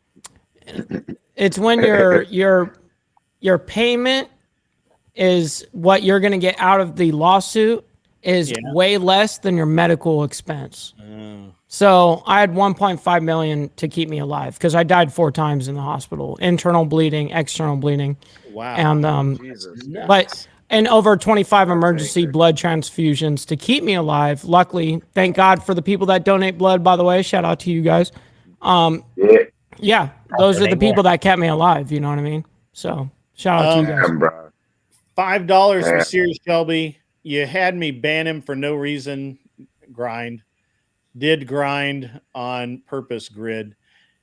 I mean, really, I that's not a lie. I was like, I just don't want to deal with Flow State tonight. I just ban him. Just get him out. Yeah, that's what happened. Just get him out. It's like when you walk up and that bouncer just takes pulls you out of the bar. Hey, you're done for tonight. Yeah, when he just takes one look at you and says, "Brother, you ain't even going in." Yeah, you gotta go sleep it off. You need to sleep that you're shit done. off. You're not banned forever. You're not blackballed. But hey, we got to get you gone for at least tonight, dude.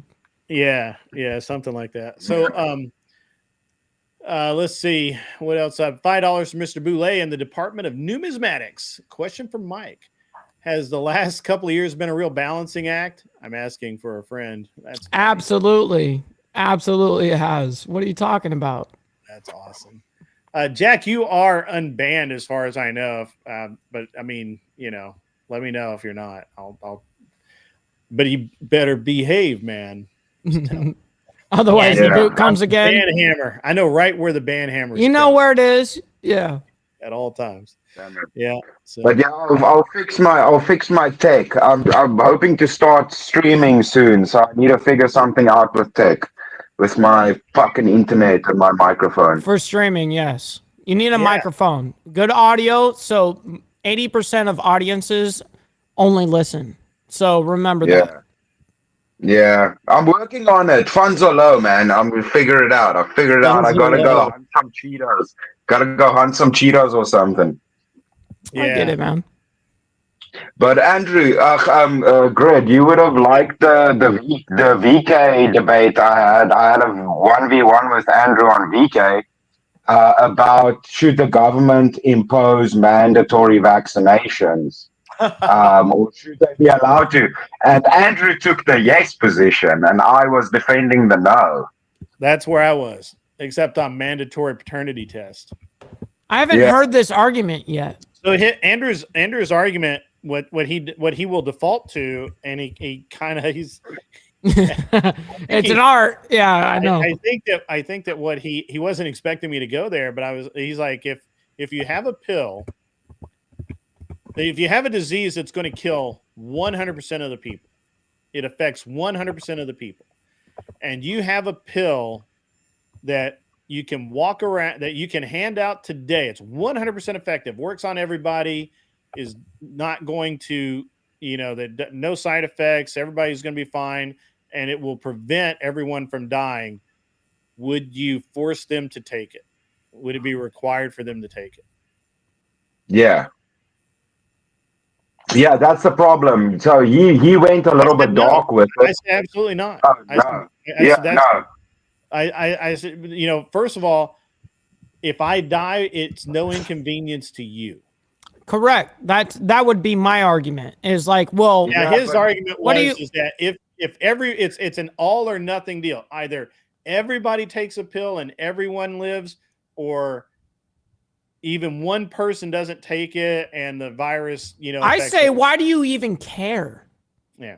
If you have the ability to take it, all right, cool, you got it. But why make it mandatory if those guys know that they're gonna croak after it? Let them. Yeah. So he questioned my morality. He thought, he's like, well, I think your morality is off here, and because you would let people die instead of the greater good. And to me, I think his morality is off because he would force someone against their will to do something that they don't necessarily want to do. Yeah, that they're whatever. So I have you to blame, Grid. I have you to blame for him having a better one against me, because now I clearly see why he even went a step further with me and made it worse. Thank you, Grid. Yeah, so he practiced with Grid. He practiced with Grid. I mean, it was a good argument. I mean, it could have gone. Again, I wasn't prepared for it or anything. It was just completely on the spot. And but there was a lot but the problem is there's a lot of places where you can go with that. Is that when you talk about and of course with mandatory vaccinations, we already have, in theory, we have mandatory vaccinations. However, it's not 100% that everyone has to get them. The Amish Right. don't get them for religious reasons. So basically, what you're telling me is that your religion is the end all be all right up until it's not. Yeah. Until So, Daddy but Christians see, say not. Right. but see, that's what I'm saying. I have you to blame, Grid, because he went a step further with me. To me, he proposed, what if it's a vaccination that cures pedophiles? Would Yeah, I well, be against the government? So Oh, mine was that's worse, Grid. oh, Mine was see, so yeah, worse. that's see now well, he's he asked playing me. he's No, playing dude, to he your went. emotion. You know what I mean? Yeah, mine was It was worse worse because with me. Yeah. what do you do? Because it's not for everyone. It's No, not that's for great. everyone. So I was like, It was worse for me because he said he came up with, what if you allowed it? So we're talking about, not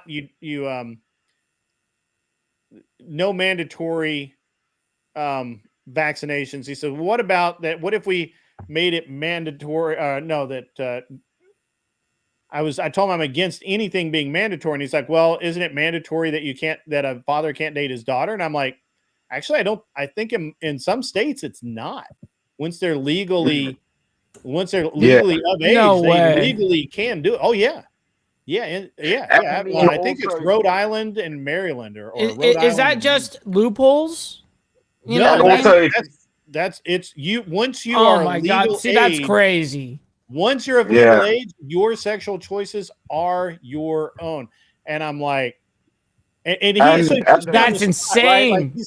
he's like, so you're okay with incest? I'm like, I didn't say I was okay with it. I'm saying that I'm saying that legally it can be done. Like somebody else has thought this through and said legally it's okay. I can So give everybody Wow. that I can give everybody that wants to debate another little silver bullet in your pocket that you guys must always remember.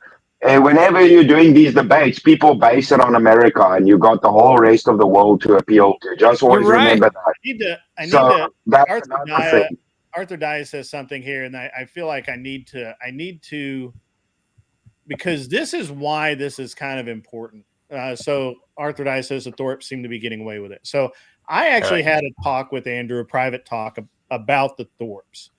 And because I was like, look, what's up with these idiots? like what's going on? And he said basically that as far as he knew, nobody there was never anything but allegations from mostly other people, right? And instead so they were doing obviously everything they do is for content. And long before all of this was an issue, somebody had made an allegation of impropriety between Grace and Ben. And at the time, Ben was coming on the Crucible, and I think he might have been a member of the Crucible at that time. And he and Andrew were friends, like they were buddies. And for whatever stupid ass reason, instead of rejecting wholeheartedly the idea of, no, I would never do that. That's crazy. What are you talking about? And then going after the person with no proof, Ben, seeing the amount of attention it got, likes and views and all that it brought, he kind of leaned into this abuse, improprietal Just relationship culture, whatever. dynamic. Yeah. Yeah. And he kind of leaned into this dynamic, and he never really denied it initially, right? And then it just got out of hand. He ended up going to jail. He's done all of these things, and which I think now looking back on it, I'm sure he says, "Well, that was a fucked up thing to do," but he did it, right? And here's the thing: it's like it's like when it's like if you it's like when Destiny goes on the fucking the Saucecast? Hodge twins and says he likes a hard throbbing cock to suck every once in a while. Nobody There's clip no that. Don't clip unringing that that. bell. Grid saying that. There's He's such no a fucking unringing that coomer. bell. Like He's once such a you ring fucking that bell, coomer. brother, that's it. Even if he's It's like, over. guys, I was fucking joking. No, There's it's no over. unringing that bell. It's over. You can never It's take it over. back. Nobody's gonna believe that Destiny doesn't like a hard throbbing cock, right? That's what I'm saying. such Like at this point, He's such a coomer, dude. He's such a coomer. You guys need to beat up more people back there. If he was here in South Africa, he would have gotten his ass beat for saying that shit. yeah, it's just one of those things where Ben, I don't think Ben really thought this all through, and there's no unringing this bell. Like, Yeah. it's history, it's the legend. It doesn't matter. It's on right? 4K. Yes, Yeah. yeah. Yeah. And On the and topic so- of like re-trolling the Thorpes, I remember the one time where Grid, you were on the stream with Glenn, where he was discussing about men being Mitches, and Yeah. over on the Thorpes, and they were doing a live stream, and they were actually watching Glenn's stream, trying to get Grace onto there. And the funny part was, let's see, I got to re-troll him this. So the Briar Wolf, really good guy, huge supporter of the Crucible and Glenn's and mod over with Glenn's. He got into like sending $50 and super chat saying, "Are we not men doing the Lord's work?" Kind of like dealing with all the trolls. And then Grace kind of say, "You're pay pigs. You gotta be sending me $50 too. Actually, $100 because I have double the views." And I figured I just trolled him even more by sending Glenn that another $50 super chat to piss her off even more. Oh, that was like so much fun for sure. You like, fuck, you got another $50 super chat? Well, I don't know. I mean, so here's the thing. I don't think the Thorpes take it seriously. I was in this boat of I was on the side that they're completely toxic, irredeemable. This is the first time I'm hearing of them, by the way. I'm in the dark. Just those guys. Yeah. And, No, dude, it's better that way. It's better that way, Mike. Well, I'll believe so- you. Trust me, I don't. hold on, I don't let me- need to do it. Yeah, let me finish where I was going with this. So I was in the camp solidly, and I literally called Ben a criminal. I'm like, he's a criminal. And I was being actually serious about it. Like he's gone to jail. He's a criminal. And there's nothing wrong with being a criminal. I mean, if you're a criminal, you're a fucking criminal. It's fine, right? You serve, do the time, fine, you're done. That was totally cool. I didn't have a problem with him being a criminal. My problem is that he kind of denied it, and it was kind of whatever. But you can't deny he went to jail, right? And I don't like the way I still right now I don't particularly care for the way that they portray themselves on camera, right? Like I think they need to change that. They need to change that dynamic, and whatever. So they like being the villains for some reason. Yeah, I think they're They're trying to get away from that, but I don't know. So I'm on. So I was solidly in the camp of, fuck the Thorpes. Who cares? I don't. I just don't even want to talk to these people. Whatever. And I was on CT one day, Chaotic Truth. Oh yeah. And Ben came up and he wanted to have a word with me, and I'm like, yeah, let's go. We're not on my channel, so all bets are off. Yeah. and I know that CT doesn't give a shit. Like CT's like, fuck it, just go for it, And so I kind of Ben and I kind of, I would not let Ben get away. Ben was like, I've never been convicted of a crime, and I'm like, but you went to jail, that makes you a criminal. Like, I'm just sorry, He's like, well, I don't have a conviction or whatever, and I'm like, well, you've been to jail, you got a criminal record, you're a criminal, and he just, and at some point we agreed to disagree on that, whatever, and now we have kind of like an uneasy truce, you know what I'm saying? Like, I'll go hang out on their channel and talk to them. They're trying to convince me to help them with their channel or whatever, or help them develop a new channel. They have a serious problem here, guys. This this is one of those things. Like it was actually. Let me. I'm going to read this really quick, and I'll get into this. Destiny Swallows should be Grid's next AI song. That's fucking awesome, but I'm gonna have Kat do it because she does a way better job than me. Somebody forward that to Kat for me, and we'll make that shit happen. Grid's like, make this happen. I might even drop a couple of bucks on that one to make it happen. But Grid, speaking about those, I'll invest. like one of the best trolls on them was they came on Easy's channel and they were being dickheads as always to one of the other dudes on the channel.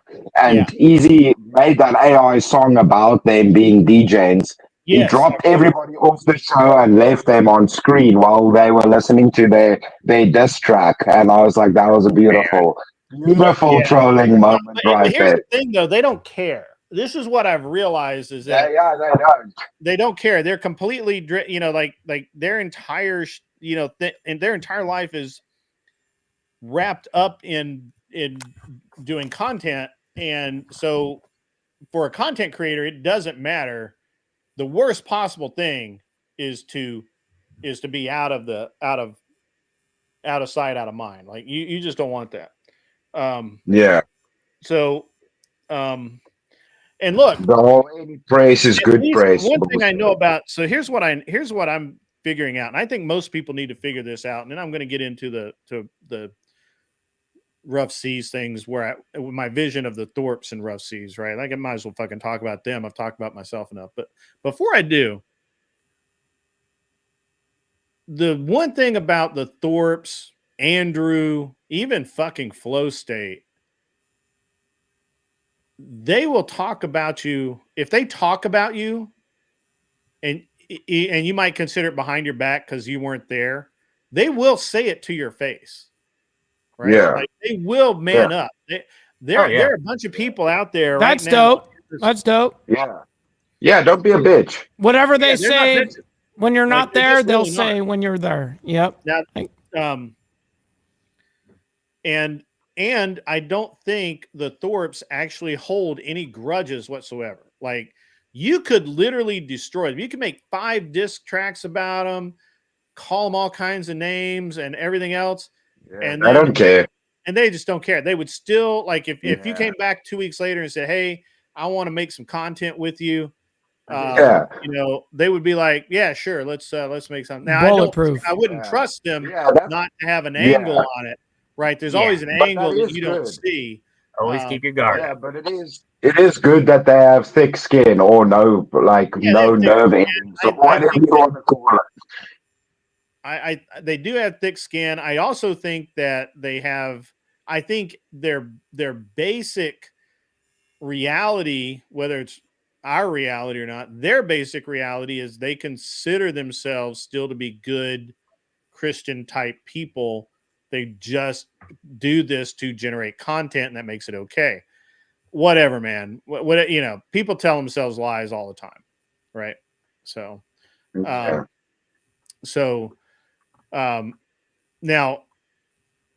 the other thing I'll say about them is I know because Ben talked about it today that he is not a product that can go on most people's debate channels right now. They just won't have it. Yeah. And I told him today, I said, part of that reason for that is because they know or they suspect that if they have a debate, like if you're debating Ben, you wouldn't, Chris, because I think that you are a higher level debater, but there are other debaters. I won't name any names, but there are other debaters that if they start losing the debate or they get angry with the Thorpes, the very first thing they're going to do is turn around and start with the rumors of the incest and abuse and all of that, and it's just bringing up non-essential nonsense into the debate. And Ben's very good about not giving a shit about it. But if it were my channel and I was moderating that debate, and somebody brought that in, I would be like, dude, come on, man, can't do that. So, I don't. you know, and I'm not, you know, again, I'm not out to, I'm really not out to like be a, I'm not out to like be a Thorpe champion by any means. As a matter of fact, I don't trust him at all. At all. No, it's Well, yeah, the good. but it's interesting, Grid, is that yeah, all the stuff that you kind of like raised about, like when Glenn was dealing with the whole BO false accusation stuff. Let's see, the Thorpes were not like jumping in on that; they were just stopping by Glenn's stream to just give their like two takes about it, saying that it was kind of like BS on that part. But now that you kind of like mention it, yeah, I mean they've never really done anything too nefarious. They're just like drama seekers for Guys, sure. stop timing And flow state out. He's okay. He's just, you know, he's just going to be flow state. It's fine. yeah, and Yeah, another thing leave those too there is alone. that could you also think as well that the reason why they're It's kind of hard like to make moving fun away of from the him if you drama guys time him out. Okay, so it's hard to. could also be a reason why they're my maybe Grace and Ben are moving away from the drama stuff is because it's not profitable anymore. Just maybe they're not getting as much super chats or much clout anymore, and they're like trying to like I don't know be able to maybe rebuild their brand or status back. Well, no, I look. I mean, it's a really simple dynamic. It's just that they have they've ridden this curve of degeneracy as long as they can without becoming actual degenerates. Do you understand? This is a problem when you choose evil of any kind and you go down that It path, sucks you you can go in. down only sucks so you far in. before you actually have to become that thing, right? Yeah, it sucks you in, man. Right. And they are at that limit, right? Like either they have to be like, no, stop. No, no, we're not sending nudes. We're not real nudes. Apparently they've sent out some AI ones, which is fucking funny.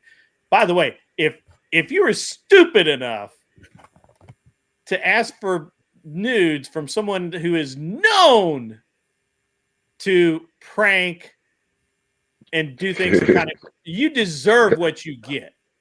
You fucking Yeah. deserve. Like, don't bitch, right? Like, you fucking deserve it. That's funny, but yeah. Apparently they sent somebody AI generated nudes. Very funny, but Yeah. if you, so I just don't like I said that, but again, I think they've gone as far as they can with the degenerate shtick without becoming actual degenerates. And I honestly don't think Ben or Grace are actual degenerates. No, And now they've got to figure out a path back to the light. Do you understand what I'm saying? They got to figure it out. And they're looking for, and the other thing is they need money. Yeah. Yeah, and that's what I was saying. It might not be as profitable for them any more. There's only so much clout you can give by doing that whole drama stick for sure.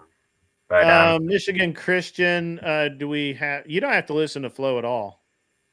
So he's fine. You don't have to listen to him. Yeah. But yeah, it's good that you can like Grid honestly assess people. That's the other thing is sometimes people will see one thing and then just say, oh no, they just completely suck or whatever. But it's good to have. I understand that. Yeah, but it shows some maturity where you can be like, no, well, this is a good. You're actually able to give proper compliments in some areas but still be like, yeah, but most of it's bad. Yeah, well, I mean, look, it's just I call it like I see it, right? Well, there's good and bad in everything. About you, I would say the same thing about Mikey Balls. I'd say the same thing about Siege. If Siege was being a dick, I'd be like, Siege, you're being a dick, right? Yeah, you gotta do that. If you just can't be that way, why interact? Yeah, why interact with people? Like if at that point, yeah, it's nonsensical. Yeah. Well, I mean, maybe you guys have had different backgrounds. With me, kind of like again, I'm like the youngest guy here. My whole family's kind of like been a whole big crazy stuff. Like my mom and dad got divorced, as like my entire family were divided in half, and it's like it's kind of like a weird situation to the point where my mom would like say something badly know about my what? dad, and then tell me, "Don't be saying any of that. You gotta keep your mouth shut." So it's kind of like Mitch behavior, and I'm like still like trying to rebuild myself from that, and trying to be like a man, be able to be forward with people more often instead of like trying to do some Mitch shit, which leads to some snake shit as well. So Flow State, be very careful, or I'm gonna pit you against Arthur Daya, and she's an angry feminist. Siege, I just want Siege, I just want to say, don't assume my age, bro. I'm a 16-year-old. I'm a 16-year-old girl, and I have a weird hormone condition. Okay, I'm probably enough for some I of buy them. that. Actually, I buy that. I buy that. Oh, I'm a black woman, so you know what I mean. Yeah. I'm better not, respect it. I'm not any of those things. Better respect it. But guys, if Flow State wants to come up, and Siege will drop down, we'll let Flow State up for 5 minutes and let him rant.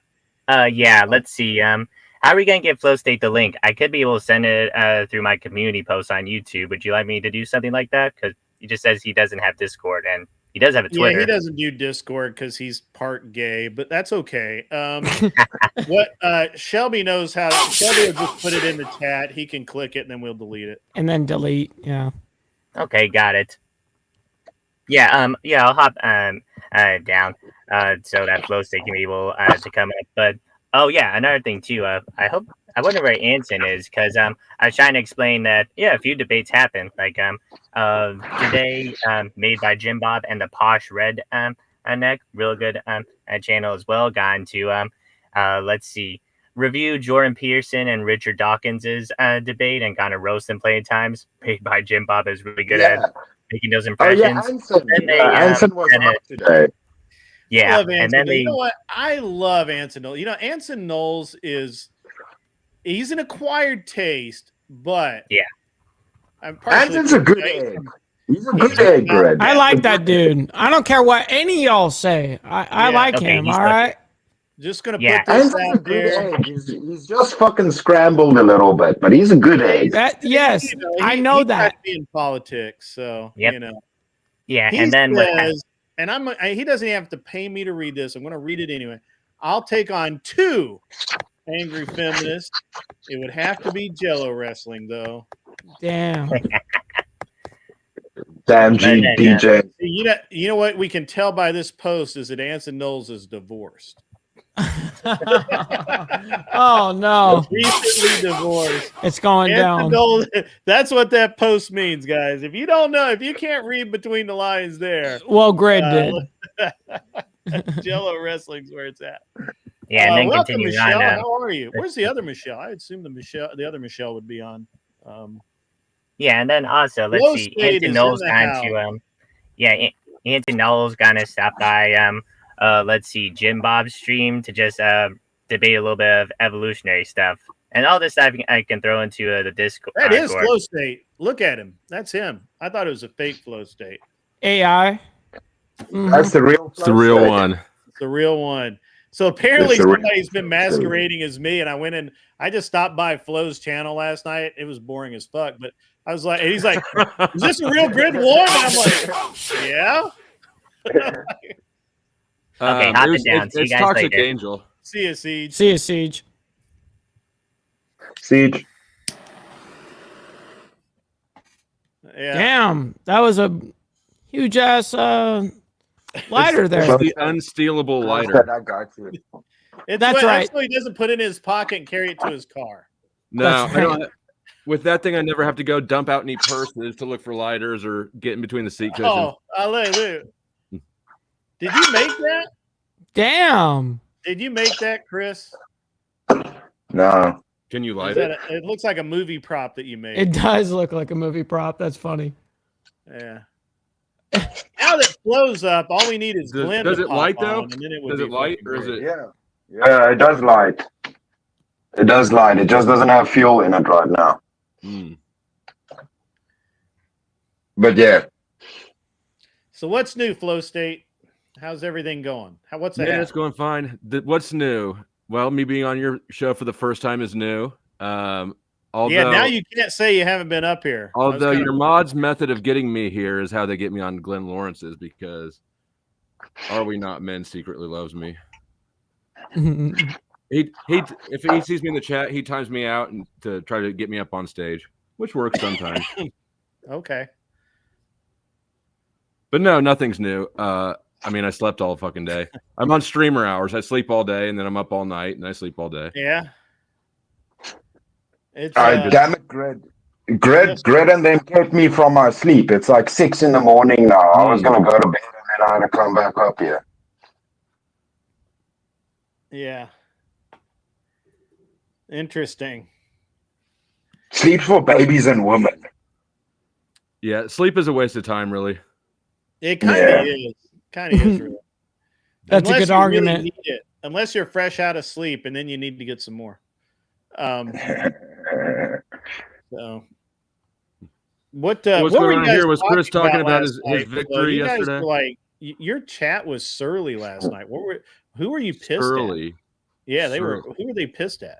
Probably Crispy Treat. What were we watching when you came in? We went over a handful of things. It was that when you had just gotten done with something, and I came in, and you had that really boring ass fucker up that was talking about.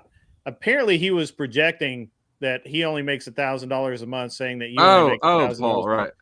Yeah. So they were either surly about him or they were surly about before that. I reviewed some stuff on Crispy Treat, who was an ex-mod who basically ran a donation scam. I watched that. Yeah, so people are still fairly salty about that. So Crispy Treat I've seen her on maybe Based Oracle's channel, probably, and it seems like somewhere else, but I don't remember. I don't think she likes me. I don't think she likes me. Yeah, you'll be all right. It's not necessarily. I'm gonna be staying up nights because people don't like me. I sleep like a fucking baby. Yeah, nah, she pulled a fast one and whatever, got away with about probably $800. She made a little bit of change, but she lost a lot in the process. So, but that's all fairly fresh. So we reviewed a few things before that. So people were probably still surly about that, but. Okay. Yeah. People love drama. They were straight up. I mean, they were nice to me, I guess, but they were straight up surly. I also have I garner kind of in a what's the word I'm looking for? Chris. A audience. You motherfucker! It's going down. you guys, I'll give it to Chris. You know. You guys. You can't not. And he managed to do it without that mustache catching on fire. No kidding. No kidding. Highly flammable. What kind of beard oil he uses to not catch it? Elmer's. Flow State, the gypsy woman I bought my mustache from, I like put in a bit more change to get the flameproof one, you know? When you get older and you got those big ass bushy old man eyebrows, you can curl those motherfuckers up too and you'll look dope. I could probably do that with my caterpillars, you know what I mean? $5 comes in from Kronos 420 roast grid time. He's a grumpy old fart. I am grumpy, that's true. Yeah, you should have fit right into the early chat. Grumpy fucker, though, to be honest with you. Thank you for the $5. I really appreciate that. So you've got everybody in the chat now has lighter envy, you fuckers. It's true. It's true. Literally everybody's like, I'm searching giant lighter. Flow State, I'm sorry, like, I'm gonna win on that because I'm a loser and I collect lighters, so I have a lot of them. Well, you just win by virtue. Was that a cutting torch? I don't even know what the fuck that was. It was a soldering torch. Yeah, it's a soldering torch. Oh, map gas. Yeah. I see. I had one of those originally, but somebody stole it off my front porch. Yeah, he needs that. He needs those extra BTUs. $10 comes in from K2 Keep On Trucking. Thank you for having me up. Sorry I rushed through the stories, so it sounded dumb. It didn't sound dumb. It was good. Subject slowly changed. Yep, that's true. Wanted to say, in case of a company spy, I couldn't stop coughing and passed out in the ditch. Yeah, company spies are terrible people. Yeah. Yep. when I get grumpy, I kick everybody off my lawn. That's true. I can't deny that. It's true. It's true. I actually I have bought a special button just for that. Actually, I got a trampoline and put it in the front yard so that all the kids in the neighborhood could use it. I figure if somebody who's got no assets to sue for can't do it, who can, right? I was gonna say, what if one of those little dumbasses ends up in a gutter and then now it's your problem? You know, it was a reflex. I've got 5 pounds sterling from Shazzy Bear. Grid ask Blow State why attack women and block so they can't fight back. Who did you Shazzy, do you have me blocked? She's confused about who has who blocked.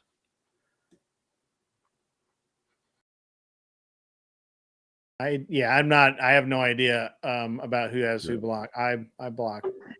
Yeah, I'm definitely not above blocking women. I'll block women for sure, but I assume she's bitching because she thinks that I have her blocked, but she has me blocked. No, I don't. I unblocked you a long time ago when you had Crispy Treat. Asked me to unblock you. Well, that was nice of Crispy Treat. She can't be all bad then. Well, nobody's all bad. That's true. So Shazzy, he doesn't have you blocked, so you can send him angry messages all you want. He won't read them because he doesn't know how to read, but that's okay. All right, Shazzy, I'll double check just for you right now. I don't know why I would unblock you because you're obviously unpleasant as shit, but I'll go ahead and take another look. Yeah, Chief in chat, Chief Wahoo, you're stoned, bro. Shoot, I got a lot of people blocked. You got a lot of people. You didn't have me blocked. No, well, a lot of people. There's a lot of troll accounts that come, and you've probably gotten some of them that follow Sarah around. Really? Yeah, those are all blocked. And sometimes we catch innocents in the crossfire. We do. Mm-hmm. We try. It is possible. It is possible.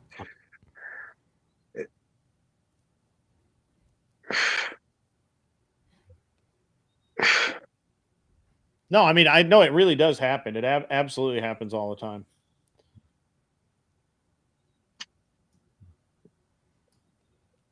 Yeah, Shazzy, you're not here. Maybe you should check your block settings. Nope, no Shazzy.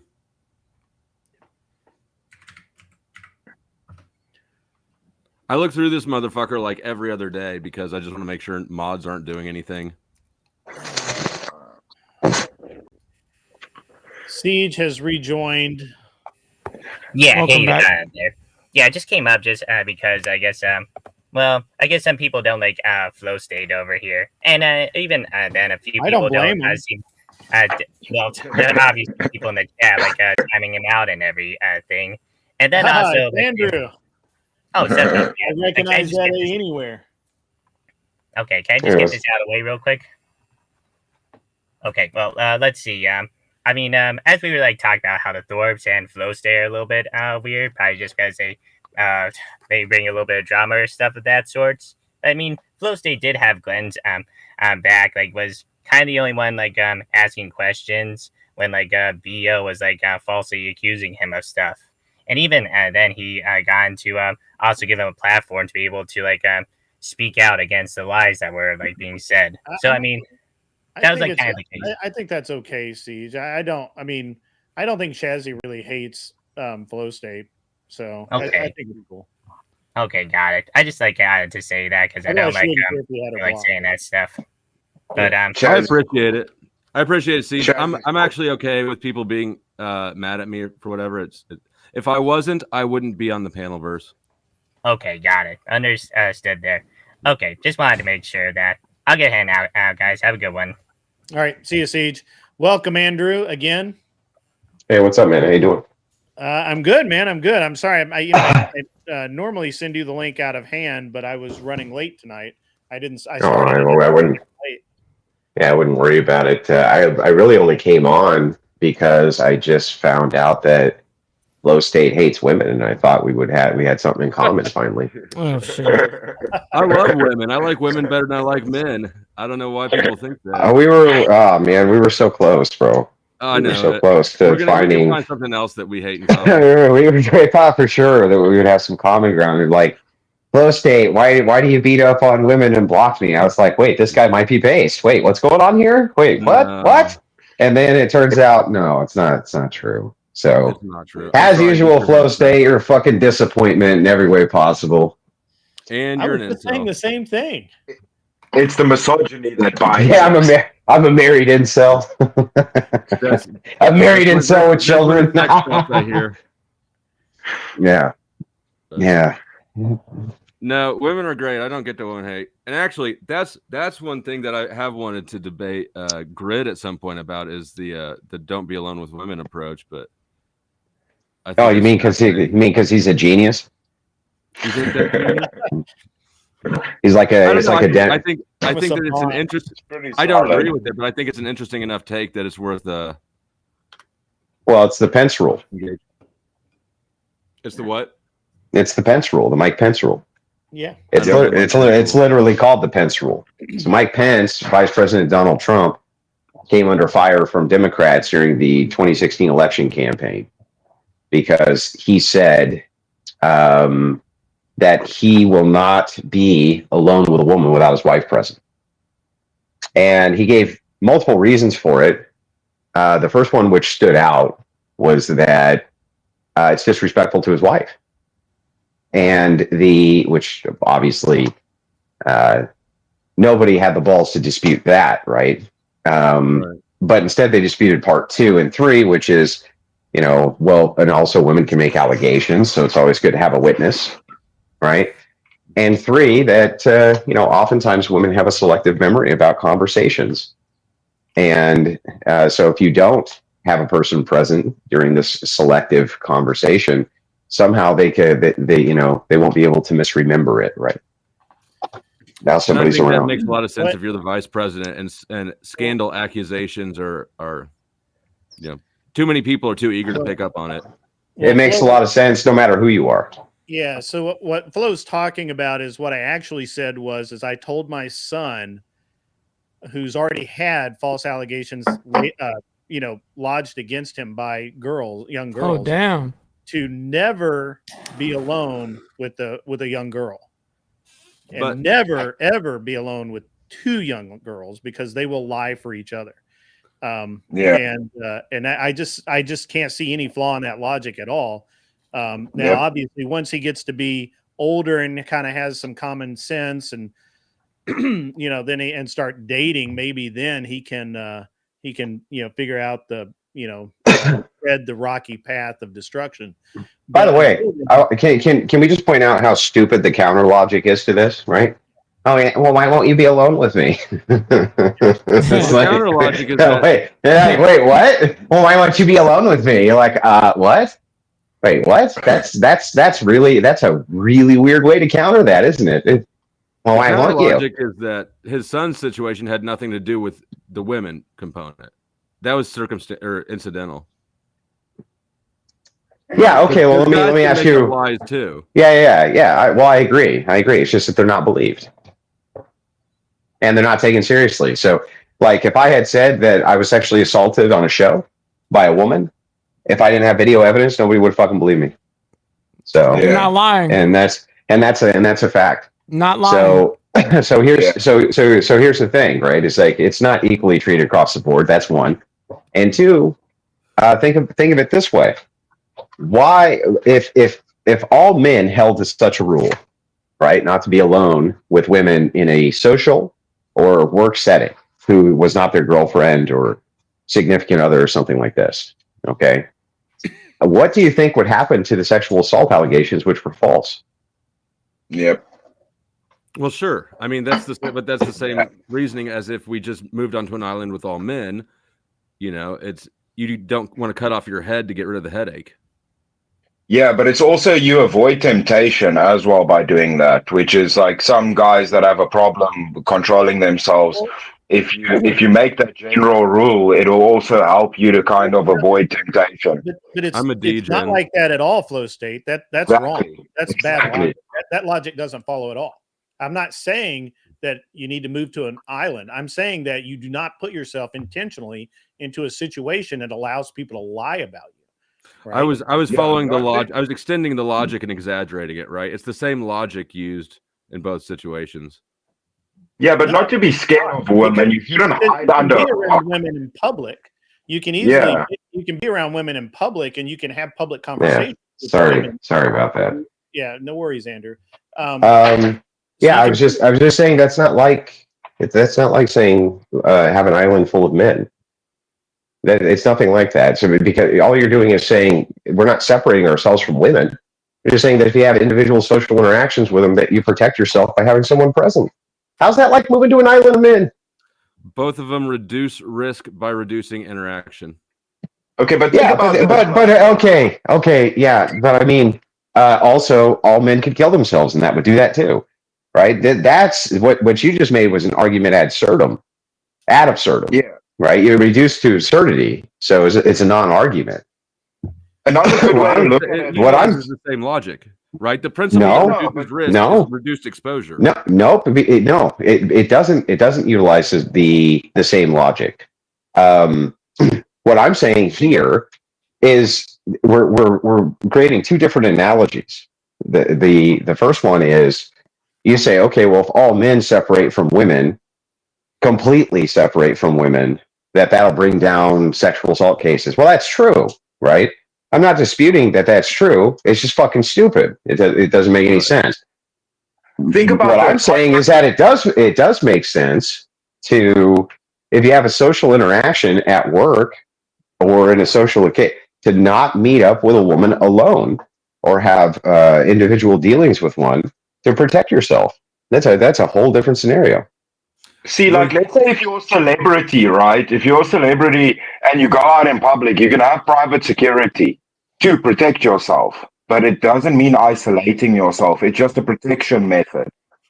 Right, I get it. And I suppose that I get it in work settings too, especially if you're the boss. Whenever I worked in banking, if I fired somebody, I always had a witness there, right? Sure. But you got to recognize the risk position you're in. I think that if you're I think every man's in a risk position. Oh, I do. I just think it's all we would be quibbling about is degrees. Yeah. No, I think you would. I think you would say that every man's in a risk position. You would just quibble to me about the degree of risk. So, okay, yeah. An ugly fucking hunchback with Down syndrome probably has less risk, okay, than the men on this panel, for instance. But while I can concede that that's true, I still think he has some risk. I still think he has some risk. I think he still has some risk of a woman, making a claim against him for sympathy or for some other reason. So I wouldn't even hold that he holds none, just maybe not as much. I have no game with women. I'm a very low risk. Having an extra person present doesn't limit anything. Yeah, it does. After data, like that's foolish, right? Witnesses can be sworn in court. And the amount of false allegations which happen when people are in private far outweigh when there's witnesses. I think she meant it in a it doesn't limit interaction. Like it's not like you're not going to say something because somebody else is there. So, okay, yeah, I see. So yeah. I'm just saying, ultimately, it seems like it's a good rule, and the reason I know that it has to be a good rule is because feminists fucking hate it. And so if they hate it, if they loathe it, if they think it's awful and terrible, then I think you're onto something. The second all of them are like, "Oh my God, this is terrible," then I think you're probably doing something which is correct. Yeah. I think it may be a good rule for you and for Grid, depending on how rich he is, right? But I don't think that I don't know, but I would assume that the rest of us aren't really. There's not a lot of gain from accusing me of something. What was the gain of accusing the Duke lacrosse team of sexual assault? What was the gain? I don't know enough about that to know. I don't know. Well, that was a major case where a stripper was hired and showed up at this place where there was a Duke team of lacrosse players, and she falsely accused the entire house of doing this to her. I would now, assume as hang on, as the defense rightly brought up, thank God she accused all of them, because then there was witnesses. Well, this guy wasn't even there. This guy wasn't here. This guy was over there. He said if she had only accused one of them, right, he probably would be in prison. Right. So, I got to say, like, I have a hard time arguing with that. Well, I've been alone with women a lot, and I've never had anything but good experiences. Yeah, I know, but I mean, I've shot up heroin, and I've had nothing but good experiences. Right, you could be an outlier. You could be. I don't think I'm the outlier. I mean, it's just a less sensational story. Sorry, go ahead. Yeah. So my son was more or less trapped by two young girls who, and this wasn't even sexual or anything. Basically, my son talks about guns all the time. He's a big gun guy. And I think he was in ninth grade, 8th grade, 7th grade, something like that. And he had this game on his phone where he played, and I had already told him, hey, don't trust little girls ever. Like they just consider them all liars until they're teenagers, and then they're liars. So just do that and you'll be okay. And so he didn't believe me, and so he had this game on his phone that had like a little gun with shooting noises, and they actually convinced him to like point it out the window and act like he was shooting, and they videotaped it and they turned him in and tried to get him expelled from school. Wow. So I mean, my anecdotal evidence will trump yours. So what about that has anything to do with them being girls? Two girls that conspired against a dude.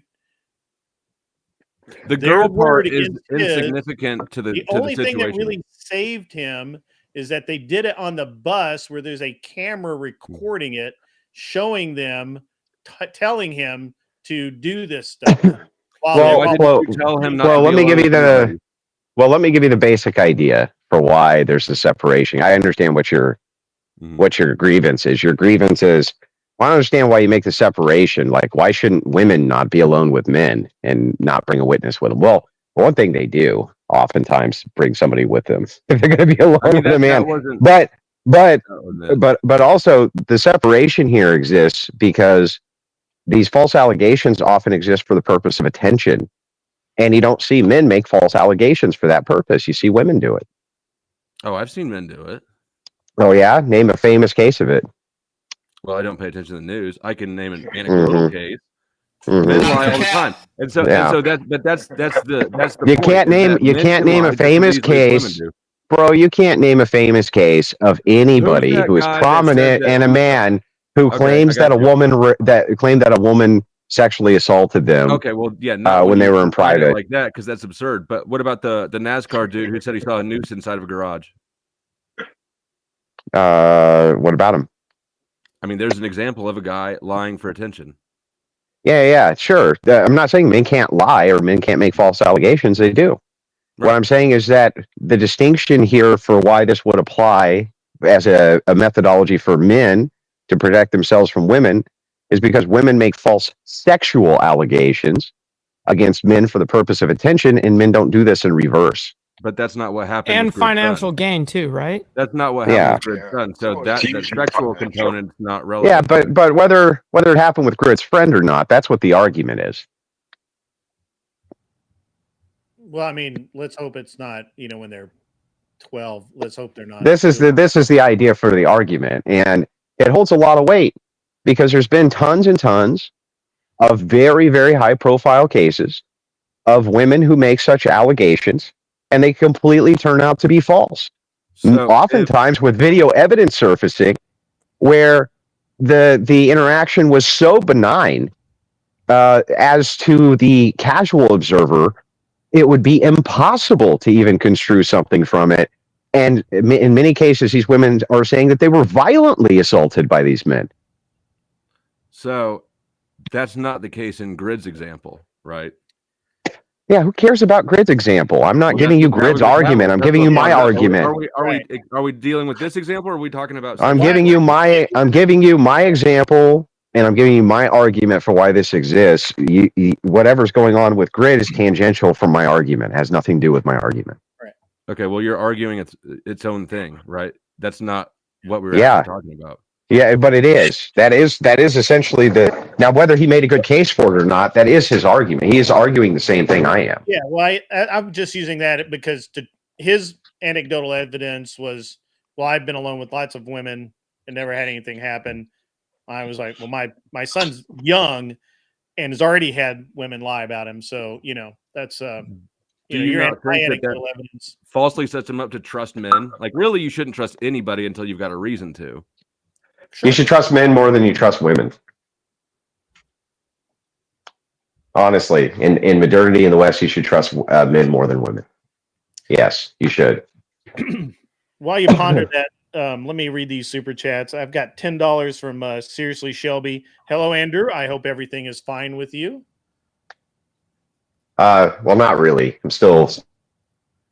Yeah, you guys had a lot going on. I understand. So, you get it. $5 from Clover Tack just dropped by to pay Grid for wearing my hat tonight. Thanks, bro. You don't have to pay me, but I appreciate it just the same. Thank you very much. It is a killer hat. I've got 2 of them. Everybody should have one. So, hey, well, Andrew, much love, man. I'm a big fan as well. Nice to meet you. Just you too. Appreciate you. Nice to meet you. I admire this. So. I appreciate it. I'm soaking it up like a sponge, for real. Good. For like a year now. My argument to Flo is that no, I think you should trust, because men have to bear the brunt of consequences more than women do, and so they're less likely to do horrible things to you than women are. I would have to agree. Yeah. I would definitely disagree, but okay. Well, I mean, you can disagree if you want to, but I don't think that would be a disagreement based in reality. I mean, I think that the only place where you could say that is accurate is with sexual assault claims, right? Because men no, I think I think that even if you were to take violence, for instance, I think that women commit more violent crimes than men do. I have the stats to back this up. Yeah, I agree. Mm-hmm. They don't. Most of them don't actually put men at any harm, though. Well, that I disagree with that too, right? Because if the intent is to do harm, just because you're like a really weak midget and can't do harm, the intent is still there. The intent. It's like, oh, I wanted to kill this gorilla, but I just can't because I'm too weak. So, but you still wanted to. You know what I mean? Right. You're still in the commission of the same violent crime with the same intent. You just suck at it. It's like I don't feel like you get a pass for that. We're talking about the risk to the man, not the malice of the perp, right? But well, wait a second. I think that the risk of okay, let me give you an example. Sam Kinison, very famous comedian, had a great bit where he was like, well, I was married for 3 years and it was great. Clear up until I was on my way to the airport and she put a gun in my bag. Right? She packed my bag and she put a gun in the bag. He was like, thanks, honey. That was awesome. It's like, no, I don't think so. I think that the maliciousness and the malice can be other than physical, or they, drop hot water on your face while you're sleeping, or hot grease, or set you up, or do the worst thing, which is the personal slander, personal assault, which is designed specifically as a purpose of public character assassination, and they'll do it falsely. So perhaps even though their intent for physical assault may not do as much damage to a man, but there's plenty of other ways to do significant damage, and almost all of those ways there's no consequences for women. What is the consequence for women if they slander you and the slander is found out to be lies? Nothing. The same as the consequence for men. There just generally is none. No, I don't think so. I think that men also have to deal with physical consequences that women don't. Like if you're in a group of people and you start slandering me and I walk over and punch you in the fucking mouth, right? Nobody's going to blame me for doing that. But if a woman's slandering me in a group of men, I walk over and punch her in the mouth, that's going to be a big problem, isn't it? Andrew, I have to interrupt you to read your wife super chat. 9.99 from Rachel Wilson. Flow State, you're not one of those guys who can pull off the backwards hat, and your arguments are awful. I could easily beat you with my tiny woman brain. Be better. I think it's telling that your wife felt like that she needed to come to your rescue. I mean, one day someone will believe you, bro. I think she just wanted to talk some shit and support her friend Grid, to be honest with you. But absolutely, I suppose you could also take the stance that you were bodying me so badly in this argument that she felt the need to interject herself. I guess you could do that, Flo. I'm not gonna stop you. I'm not gonna stop you. I've never Don't noticed her take it away super from chat me, before. man. Grid, has she super chatted you much? Sorry? Has she super chatted you a lot? I think this is the second time, probably. Okay. Flo said Rachel actually sends in a lot of TTSs on Jim Bob's stream, on a couple of streams. If the topics are good enough for her to comment, Flo, what's the point of what you said though? What's the point? You know what the point is. No, I don't know what the point is. Then you weren't listening. The point is I was implying that she was saving Andrew. Okay. Anson Knowles, no. This is not what I did. That's not the point of me. Grid didn't do this. This is just the nature of the thing. This is just it. Look, everybody's showing up. I did not know Brian was going to come by. I normally drop Andrew and Brian the link before I go live because it's just a sign of respect. Respect. Yeah, you do. And was he up here earlier? Huh? Was he here earlier? Brian is probably still here. But yes, and so he, they just came in and I didn't even know that. Yeah, he sent a TTS, or not a TTS. He sent a super chat as well. Yeah, he was in here. So whatever is still there. There he is. Yeah. Grid one hit a bow. There you go. So how much for a bow, Grid? How much for a bow? How much for a bow? I don't. I'm a man. I don't bow. There's no price to that. There's no price for that. Yeah. But it's a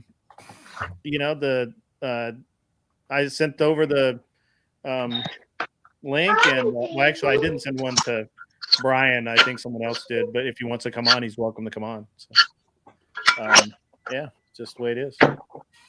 But no, it is not a setup, Anson. That was bad. I absolutely would not do that. I don't do things like that. So, but anyway, sorry to interrupt.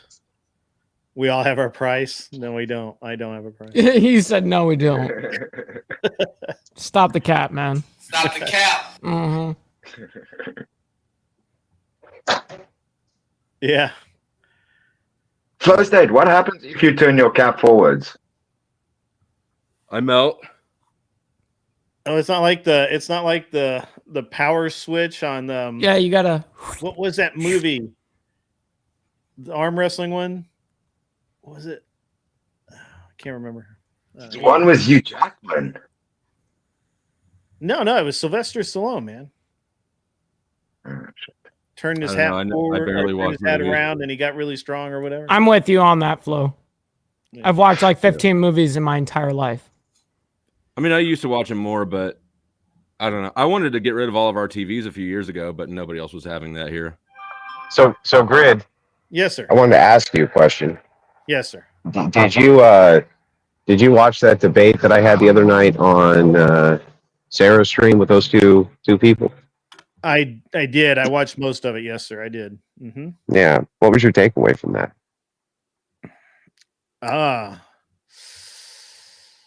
There's a lot of cope. I felt like that I feel like the one that I kind of assigned her like a student kind of role. She seemed to me like a really well-educated person. It was a terminal student, like was always gonna, or perpetual student, I guess. She made some good points. She had some good arguments, but at the end of it, most of it was just cope. It is because I want it to be, and no other reason. There's no actual. I mean, there's a little logic behind it, but not enough. And I didn't like her voice. Her Sorry? voice was shrill. Her voice was I shrill. couldn't handle it either. Yeah, It was rough. And Fatty was Fatty was out to lunch. I mean, I generically I think he's an okay human being, but he was just he needed to stop talking and really start thinking at least some. I mean, You got to be able to concede and common sense on. I thought his shit. arguments were better than hers. His argument, but he talked about 90% of the time. You know, well, I guess the other girl did too. So I mean, they both spoke a lot.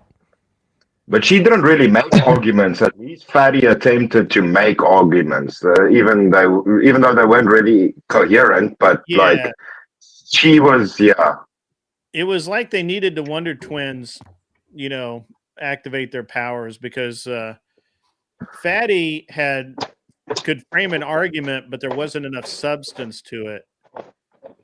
She could have. Well, Fatty was attempting to do the Socratic method, so I had some respect for that. He was trying to do an internal critique, and I thought he was going about it fine to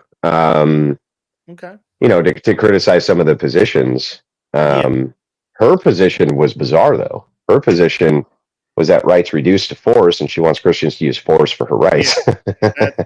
And I was like, well, that's a really poor argument, ultimately. Yeah, she was contradicting herself a lot. Yeah. Well, she's like the atheist that never actually thought about why I'm an atheist, right? Yeah. Well, I think she did, insofar as they all do. Yes. Yeah. How to be an atheist. Insofar as they all do, which is not far. They want to be a part of the elite. I do have a question. Where is Fatty from? Is he in the United States? Portugal. Portugal. Yeah, he's in Portugal. Okay. Yeah, I figured it was something interesting. Yeah. Yeah, he's in Portugal. Yeah. So, but yeah, that was a fun one, though. It was still a fun debate. I'm sure it was. I mean, it was fun for me to watch. You know. Yeah. Yeah, that was a fun debate. But yeah, I thought that she at least was trying to be good faith. Yes, she absolutely was trying to be good. She said again. I think that she had a lot of knowledge. She had a lot of information. I don't think that she could frame it, and I don't think she had thought it through very clearly to any sort of logical or otherwise conclusion. It was just like throwing stuff against the wall, see what sticks, sort of mentality. Well, there was a lot of ground covered in that debate. Like it went all over the place. It went into metaphysics. It went into a lot of different branches of philosophy, and it had a lot of logical criticisms on both sides, which you know, I do ultimately enjoy. Right? You appreciate that, yeah. Yeah, they constantly test the view. You know what I mean? Yeah. To make sure that where's any weak points that may need to be shored up, right? Yep. Yeah, so Michelle makes a great point here. She didn't rage quit. Yeah, I actually I thought that was a couple of times there I thought she was probably getting close to being, you know, just kind of having enough, but then she would just like buckle down and then just come right back at Andrew. And she came at Andrew pretty hard. Like she wasn't just like a shrinking violet. She actually I think she liked Andrew. Oh, you think so? I think so. The beard. That was a lot. That was a lot of stamina she had to keep yelling at him. Yeah. Torsia. Yeah, but I mean, but that's the thing, right? It's like it's your time to shine, right? Like when you're going to get the opportunity again, you might as well hit with everything you got, and it's like good, good. Well, Torsia didn't. So Torsia was interesting. The thing with Torsia to me was really interesting because it felt to me like she had and I saw that she had a debate prep stream with the Furby to go. You know, I hate that thing. I know you do. I know you do. I know you do. Let me just really, while I'm distracted, $10 from Sirius Shelby. Andrew seemed like headache with a bunch of bullshit. I feel like there's some words left out, but yeah. It seemed like a headache for the bunch of bullshit. Yeah. Well, the thing that was interesting about it, like Torsia and I agree on a lot. But Torsia still has not figured out my sense of humor exactly. And so sometimes I think that she thinks I'm picking on her when I'm just teasing her. It's the same thing with like she did this video. And it was a fine video. There was nothing wrong with it. But the way that she presented the video, it just sounded odd. So I played the video one day on the stream and was just kind of like making fun of her a little bit because it was funny. You know what I mean? It was just the way she presented it. And I still don't think she ever really forgave me for that. Really? I think she's still, dude. These women online will hold grudges for life, dude. Yeah, They'll hold well, grudges for life. Offline, online, same shit. Yeah. So I think that she probably did want to dive in there a bit, but she's afraid that I would like, like pick on her or something. I'm like, no, I was just kidding. Live. Yeah. Somebody should send her the link so she could come over and talk to us. I have Angry Casper would like me to ask you for $5 New Zealand, which I think is like 38 cents. Ask about Glenn, please. So I don't know, Andrew, if have you talked to Glenn lately? Not since we did the Jubilee thing. Okay. So he sent me a text at 12:09 a.m. the 22nd, because early yesterday morning, and with basically him, and it looks like he's in a hospital bed. He's got an armband on with an emit date of October 22nd, 2024, and he looks like he's in a hospital gown, or from what I can see, and he's I've texted him, I've called him a couple of times a day, yesterday and today, and I've gotten no response at all. So we're starting to get kind of worried, because it's an interesting thing. And I'll matter of fact, since I know that you employ him, I'm gonna forward you this text here in just a few minutes. But that I employ him, or not employ him, but he helps you out with stuff. So I shouldn't have said employ. Oh, yeah. No, yeah, he does some contract clip work, but he doesn't work for the Crucible. No, right? No, sorry, that was a bad choice of words. Well, no problem. I understand. It's just that I have to be super precise, or else people will run around saying all sorts of shit and be like, "Wow, you confirmed it on such and such." You know what I mean? And it's like, no, dude. I get that. You can't talk like a fucking human being, right? You can't talk like a human being, because if you talk like a normal human being, then everything you say, which could be tongue in cheek or in some way just like a heuristic shortcut, is now fact and law and lore. So it's you're just not allowed to do it. Yeah, I know. I'm learning that slowly but surely. You can't joke about things either. If you joke about something, I heard some. Well, no, that's the fun part. The fun part is when, I like that part. I like it when I say a joke and people blow it out of proportion, and then I just fucking rib the shit out of them after they do. I like that. But the problem is that take like a piece of shit like Based Oracle, for instance. He would take what you just said and be like, and here's Grid One admitting that Andrew employs Glenn Lawrence, so of course they're in cahoots with, you know what I mean? Right. They'll take normal, regular shit, right, and just in the course of a conversation, and then add it to their great list of tinfoil hat conspiracy theories, trying to tie in a narrative. So, I actually misspoke because I was focused more on trying to find your number in my thing than what I was actually should have been doing. But I don't actually understand this message from ZD Den. OIC flow stopped passing in his. I'm assuming that's pissing in his own Cheerios. Smart, my guy. I'm not really sure what that is in reference to, but it was there was some sort of a comment. I don't remember the specifics, anyways, but it is in reference to. I think he means stopped fighting with everybody, which is just more tempting for me to start up a new fight. Honestly.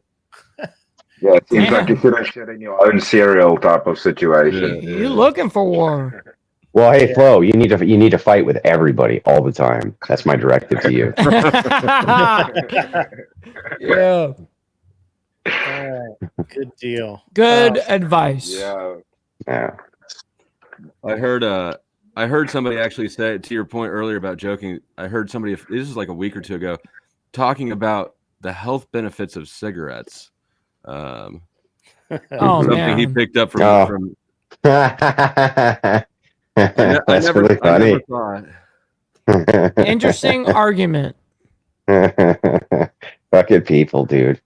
They're fucking. Well, I mean, what it is, they're just retarded. That's what it is. It's just fucking retarded. Brain but anyway, rot. A lot of brain rot. Yeah. So yeah. I don't know anything about it. Grit. I don't know anything about it. Yeah, I'll send you this. I know I doubt he would mind you having it. So I'm just it's just got his information. Did he go in for an abortion or? I mean, I don't know, man. I have no idea. He should have been out by now. It was. Is it his first gynecology visit? Like, what's going on? I don't know. I mean, it kind of look. I mean, wait till you see the picture and you tell me. I don't know. So, oh man. It's interesting, right? Like it's just interesting. I've heard the health benefits from cigarettes is increased testosterone and mild telekinesis abilities that you get from it. So it makes you look cool as fuck. Well, I mean, that's right. Style points. Style you points. Look cool. 9 out of 10 middle schoolers agree. I think I what I thought was interesting was the comment that I heard back, and I could have this wrong because this is I think I've got basically third-hand information, but was that if the nicotine helps you, you can just take nicotine directly rather than smoke. So well, the nicotine itself doesn't always assist with gut motility. There's other chemicals inside of cigarettes that do that. So there's the thing. The thing that's interesting is like you can imagine all of your neuroreceptors if you've done anything like smoking or drinking for years and years, right? If you take an alcoholic and you take them off of alcohol cold turkey, you often kill them. They often die. Yeah, and they die actually very quickly. It's alcohol and benzos, right? It's benzos and alcohol that has that tendency if you go cold turkey. Yep. Yeah, it can kill you. Yeah. Many and people have learned that the hard way. People have been basically weaning themselves from alcohol dependency utilizing beer since the time forgot, right? And they just kind of slowly taper themselves down so that their body learns how to function without the alcohol. Well, cigarette smoking is it's not an addiction which will kill you if you quit, but your body definitely goes through some massive changes. And so there's all types of times where you can have health officials who will say, look, smoking is really bad for you and you shouldn't do it, but maybe right now is not the right time to quit.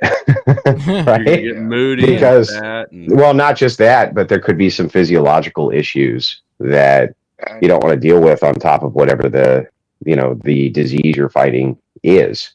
You can make it worse. You can make it worse. You can exacerbate it. Absolutely make that worse. You've been doing that for 50 years straight, dude. Yeah, absolutely. Your body will adapt and become accustomed, and then you will deal with withdrawals irrespective. Yeah, and there's physical components to it. So there are times where they recommend against it. It just depends on what the disease is, what the severity is, and what's going on with it. I mean, remember that doctors used to prescribe smoking for certain ailments. And smoking would assist with those ailments. Back when doctors knew what's up. Well, I mean, the thing is that there is a body of evidence as to the benefits of cigarette smoking. There's just also a huge body of evidence as to the side effects of these benefits, and essentially in the cost analysis, it's way worse to smoke than not smoke, right? In the cost benefit analysis. So, but I mean, there's definitely health benefits to cigarette smoking. They're far outweighed by the non-benefits of cigarette smoking. Sure. Yeah. But you want to talk about an addiction? Anyone tried to cut sugar out of their diet? You'll Good find luck. out about addiction real quick. Yeah, I don't have as much of a problem with that. I've never been a big sugar guy. You know, I have an occasional sweet. You know, maybe one or two a week, or one. Not really. What about like sodium though? What about sodium? Salt's different. Yeah, that's what I'm talking about. See, it's one or the other, sweet or salt. You know? Fine.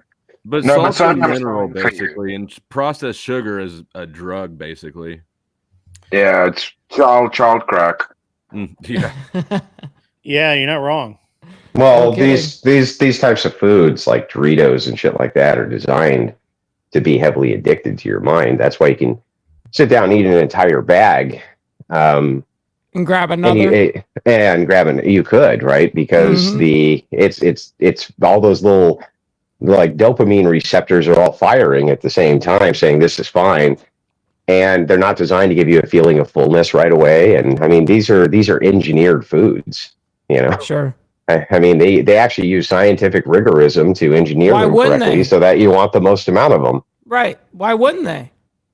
Yeah, but even if you just look at things like Doritos or something calorically, it's insane how many calories is in that small pack of chips compared to like regular food.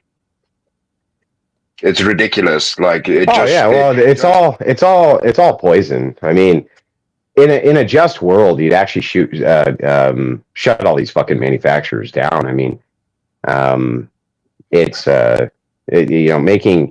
making chemical foods this way, where they're that highly addicting to people, is I mean, that's been horrific for society. I mean, quite possibly, I've heard the argument that some of the smarter OF girls will use that, like, well, what about these insane foods? You know, are those as bad for society as OnlyFans? And it's like, yeah, maybe they are. You know, maybe for the effect. Now, I think that the personal effect perhaps is not so bad, right? So I think that the personal effect of the damage of the OF work, and then the direct damage to the people watch is probably worse than people who eat fucking Doritos, right? I would also but I think as a macro, though, looking at the totality of damage, maybe it does do more damage. Maybe it does. Kidding. No kidding. Yeah, you look at a picture of the beach and from the 70s. There's not a fat person in sight. Yeah, I mean, there was plenty of fat fucks in the 70s, you know. But the thing is like not like it is now. You're right about that, you know. Now, but now you're looking at. There was an article I was reading the other night, and it was a reporter thought he was in Japan, thought he was getting trolled because he was doing a special on food.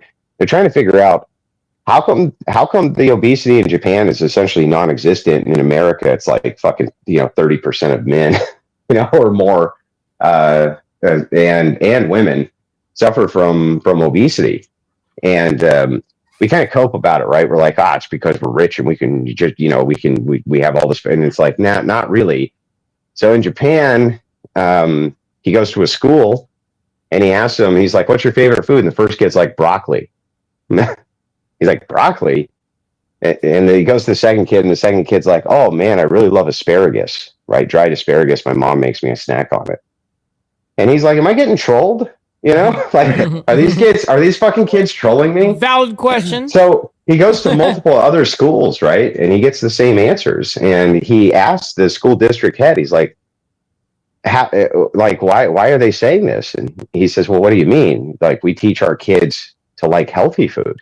We don't teach them to like to like cookies and ice cream and shit, those are considered treats. Like the Japanese don't keep bags of chips in their house, right? They keep one of those like small Lay's bags of potato chips, you know, like in the fun size packs. You know, if you get one of those are like, that's like an after school snack you can have once in a while. You know what I mean? Yeah. But they don't suffer from chronic obesity there. It's almost non-existent in Japan. My son actually eats seaweed. They have, it's a dried seaweed as a treat. Yeah, dried seaweed. Yeah, it's like those strips. I love it, actually. Grid. I love dry seaweed like that. Yep. Yeah, my kid eats it all the time. It's just one of his favorite snacks. Was that the veggie straws? Is that what they mash those out of? Or it's No, actually there's like sheets of dried seaweed.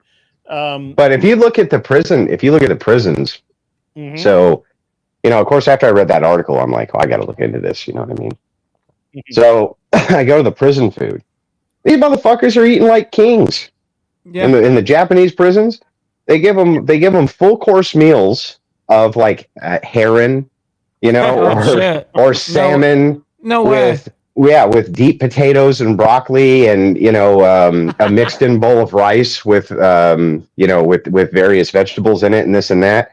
Zero obesity in prisons. Must be nice. It's like 0%, right? They're like, well, we can feed you well, but we're not going to, and it's cheap, and it's actually cheaper. The Japanese prison system is like, it's actually way cheaper to feed these people clean food and give them a lot of it. Yeah. You know? And it's like, it's, I don't know. Sometimes, in many ways, the Japanese are a bunch of backwards savages, but in some ways, they make us look like backwards savages. Yeah, that's true. Yeah. Hey, but that is a valid point. Teaching children proper nutrition, that it could ultimately boil down to just an issue of education. Yeah, sure, but it also, you know, but then you have to take that with a grain of salt when the school district head is like, well, your skirt can only go down past your buttocks by 1 inch if you're a girl, right? So I was like, well, we can take the goods with the bads here. You know what I mean? It's like, I don't think that that making women have to wear, I mean, they took the knee cut dresses away. Yeah. In many of the schools. And it's like, and the male teachers, of course, were the voters. And they were like, no, I think it's you know, it's going to show school spirit if these chicks are running around wearing nothing, right? It's just like, sure. What? Fucking and they have the panty vending machines and shit. So I mean, in many ways, they're weirdo backward savages. Don't get me wrong. It's just like, in some ways, they're, you know, they have their shit together. Yeah. $5 from Kronos. Has Glenn become Glenda? Just kidding. Hope dude's okay. And then I have another one here from Sirius Shelby. I just want to say, if Glenn pulls a Steve O and comes around with like a pair of double Ds, that would be crazy. We would have to seriously talk about what little friendship we would have left. $10 from Seriously Shelby. They stopped teaching PE and dieting in school.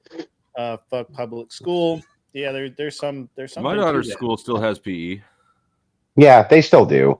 It's just that the rigors of the standard is very low, and participation is not mandatory. Yeah, it's not mandatory anymore. That's the big thing. It's elective. Well, it's not just that. Under John Kennedy, there was a national physical education standard which was passed by the U.S. government that schools had to adhere to. And it was actually a really brutal standard if you look at it. Yeah. For men, it was like you had to have X amount of push-ups and pull-ups and sit-ups or you wouldn't pass. You had to be able to run 3 miles in X amount of time.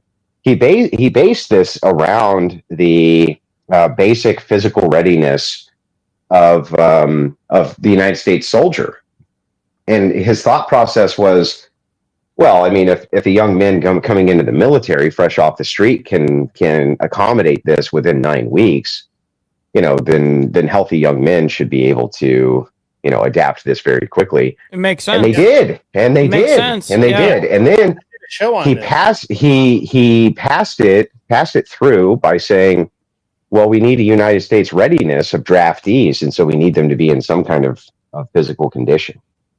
And yeah, but nowadays the query of health becomes a personal attack and not seen as actually something valid and that's why you get the participation trophies.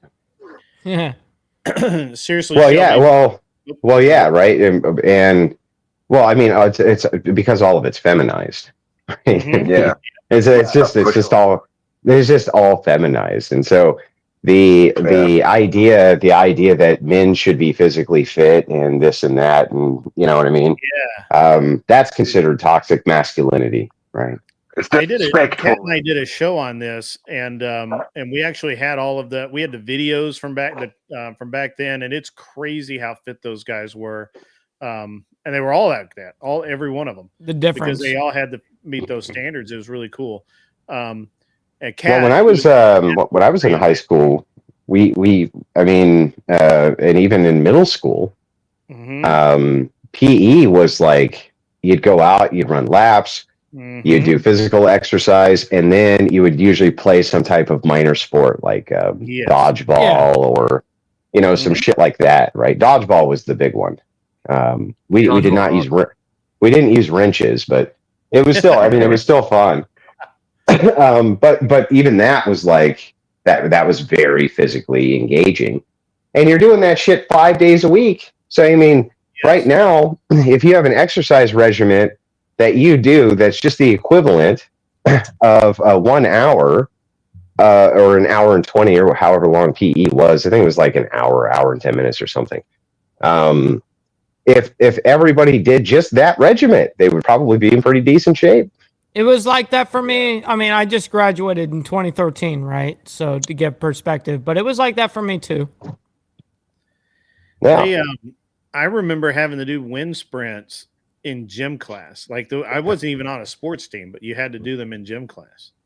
It was crazy. Yeah. Well, and then touch the line, go back. When I wrestled, it was that way too. Except wrestling was like that was brutal. Like you went in for wrestling practice, and like that was just fucking. That was brutal. The types of exercises that they made you do there, but it was all to get you conditioned so that you could wrestle. Same thing with football. Football practice, you go out for that, and it was just like nonstop drills. You know what I mean? Quick sprints, long runs. I mean, it was all physical conditioning, and the kind of the importance of that, I think, is something which is moving by the wayside quickly. Run the track. Yeah. But wrestling is good for cardio. A lot of people underestimate wrestling. It's the only reason I wasn't obese in high school. Yeah, wrestling's great. I just wrestled in middle school, but still to this day, if we got in a fight, I would still use the things that I learned back then. Oh yeah. So not only is it, and it was fun. Yeah. Yeah, it was. Yeah, you got to have a good time. The tussle. Yeah. Yeah, the tussle. Yeah. And I mean, we would kick the shit out of each other when we were wrestling. I mean, it was like, but it was fun. Yeah.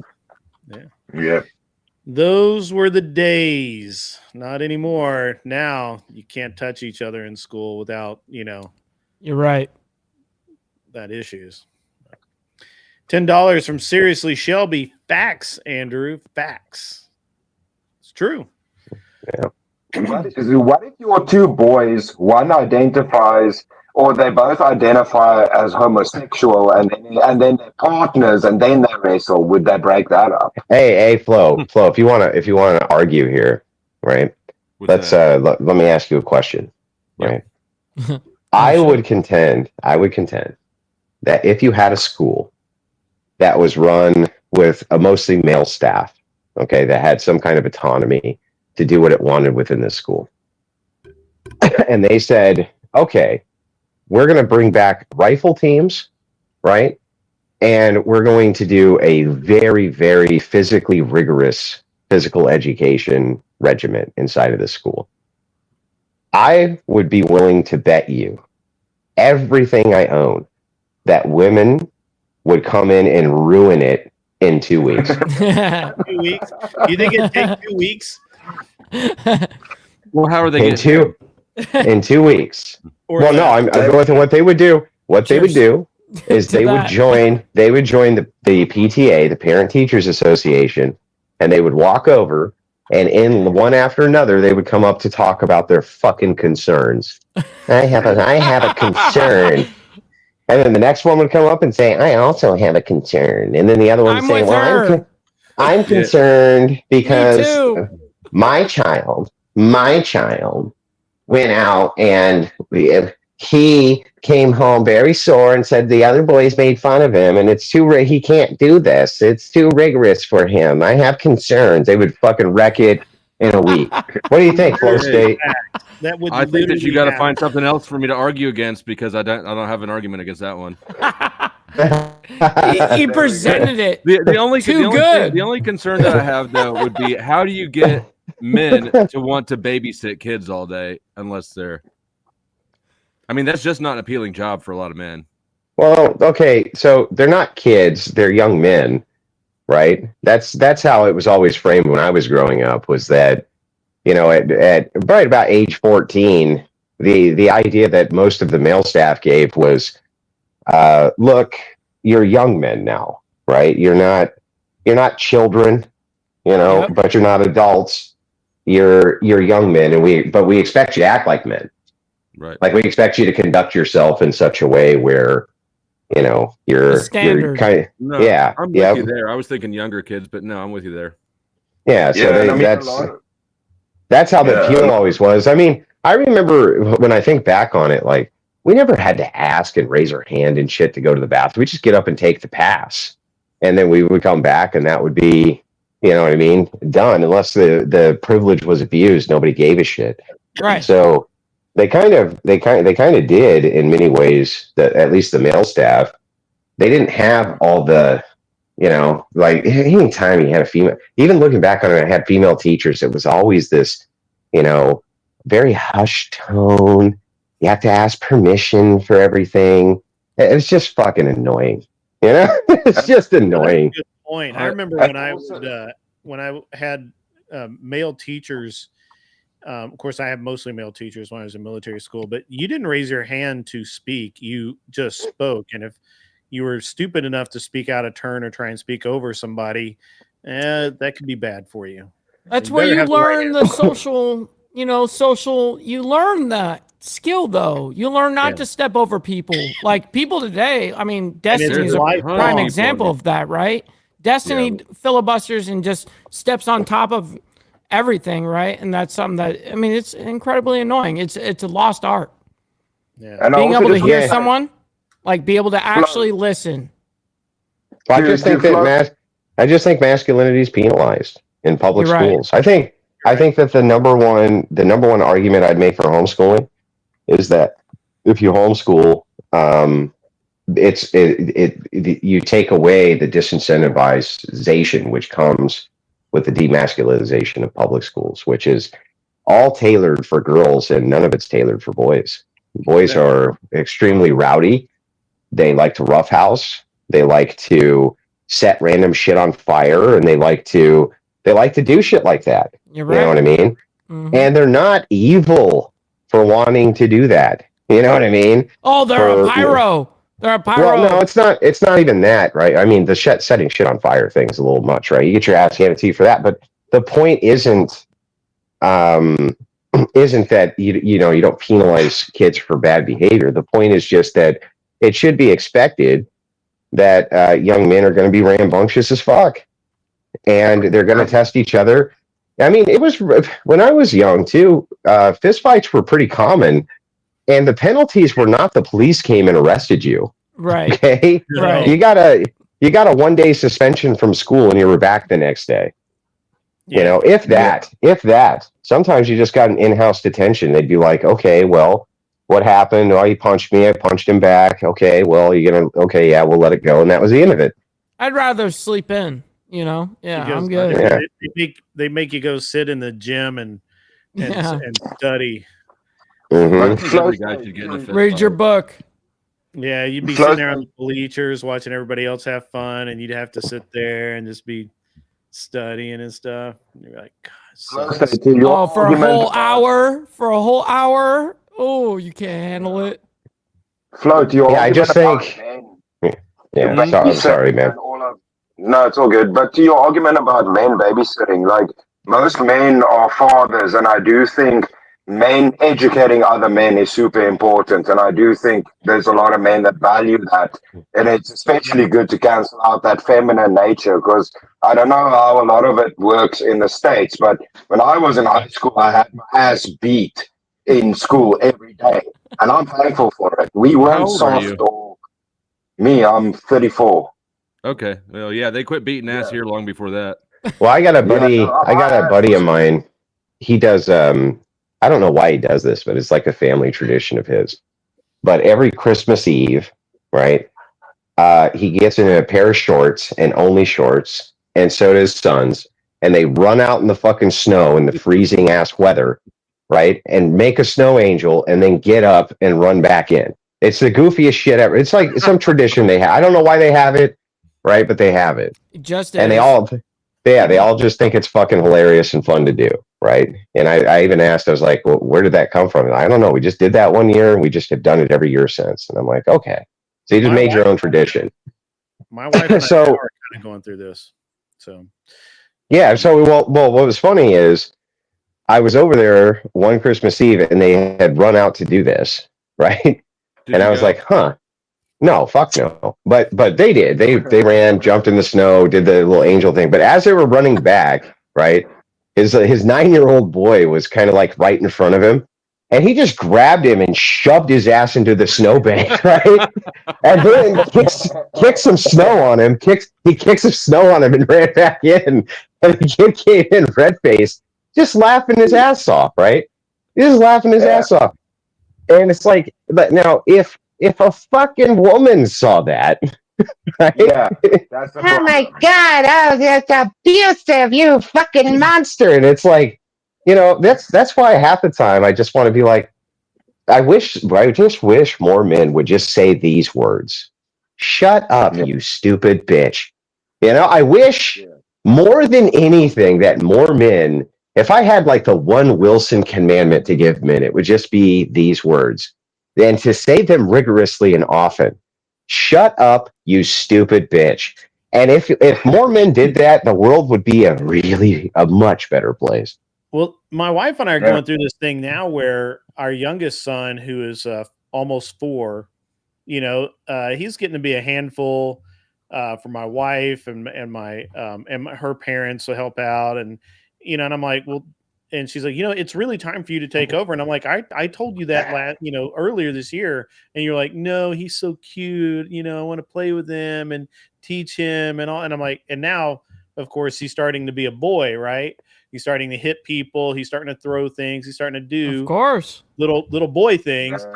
And now they want the man to come in Yeah, of and course. and do the man thing, Of which I think course. is very funny. But it's also that's what I'm there for. I'm there to teach him how to be a young man, and I Yeah. think that's really really good. I've got Yeah, but they love that shit. yeah. Like Yeah, Yeah. I mean, that's the thing, right? It's like they that do. kid, if you had walked in and told that kid your dad just abused you, he would have been like, "What the fuck are you talking about, Right. retard?" Like that was Yeah. Oh, that was that was fun, and I love doing it. What are you talking about, right? Yeah. But that's the key in, right? The key in is like, this is what this is why when these people act like men and women are interchangeable widgets, I'm like, you don't have any idea what you're talking about. These, my, modern Western women, they just have no Yeah. clue. They have no clue about it at all. so my But it's wife, because they truly don't understand men. That's the problem. They keep thinking they do, but they don't understand the psychology of most men or even that interaction between a male child and yeah. the father. They can't grasp it.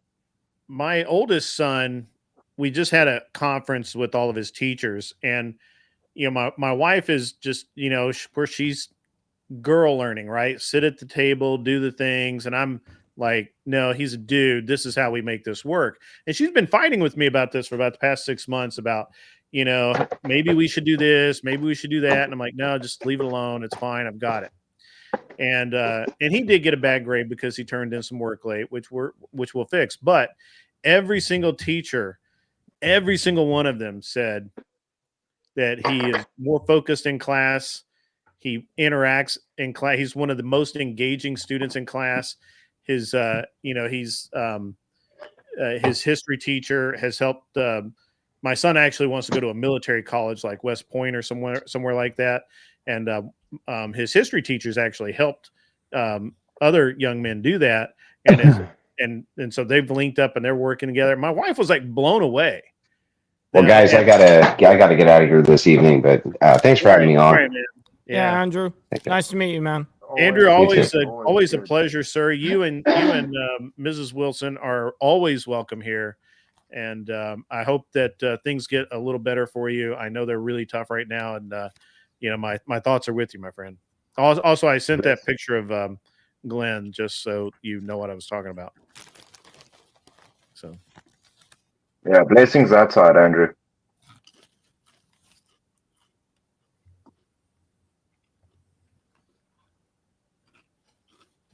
I don't know. Tell your wife I'm turning my Flo hat back around. what kind of chips you got over there, Flo? All right. Flo, we were all just right. talking about I can't this get mad shit. at that. That's good I know. right there. So the food Flo talk said made we me were hungry, just and I talking look and I about could see this the shit, chips. bro. You see, you need the little Japanese packets. You spoke about it. You I got to spoke go through about these it. super chats, guys. $10 from Sirius Shelby wrestling, running hills, then wrestling nonstop and live wrestling for 2 hours sucked.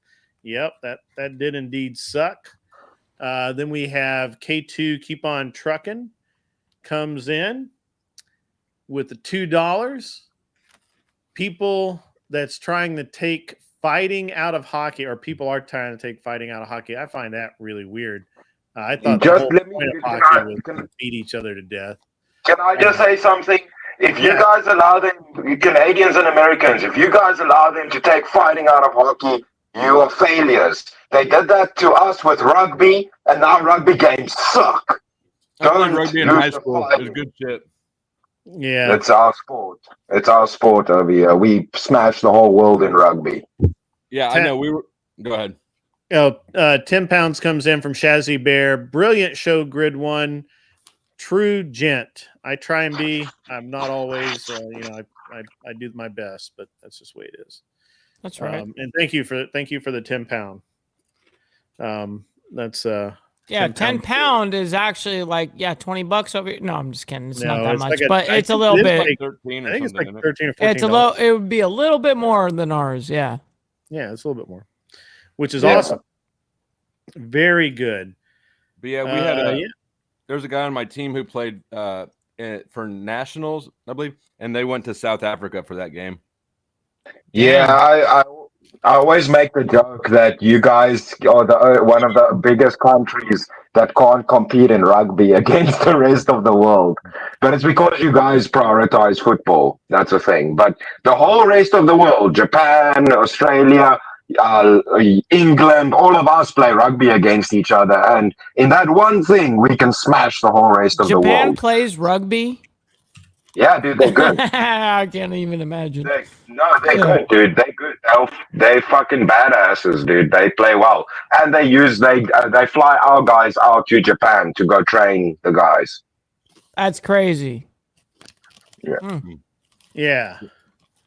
So I was a wing and an outside center. It was fast. Yeah, Argentina is really good. Obviously, New Zealand and Australia are really good as well.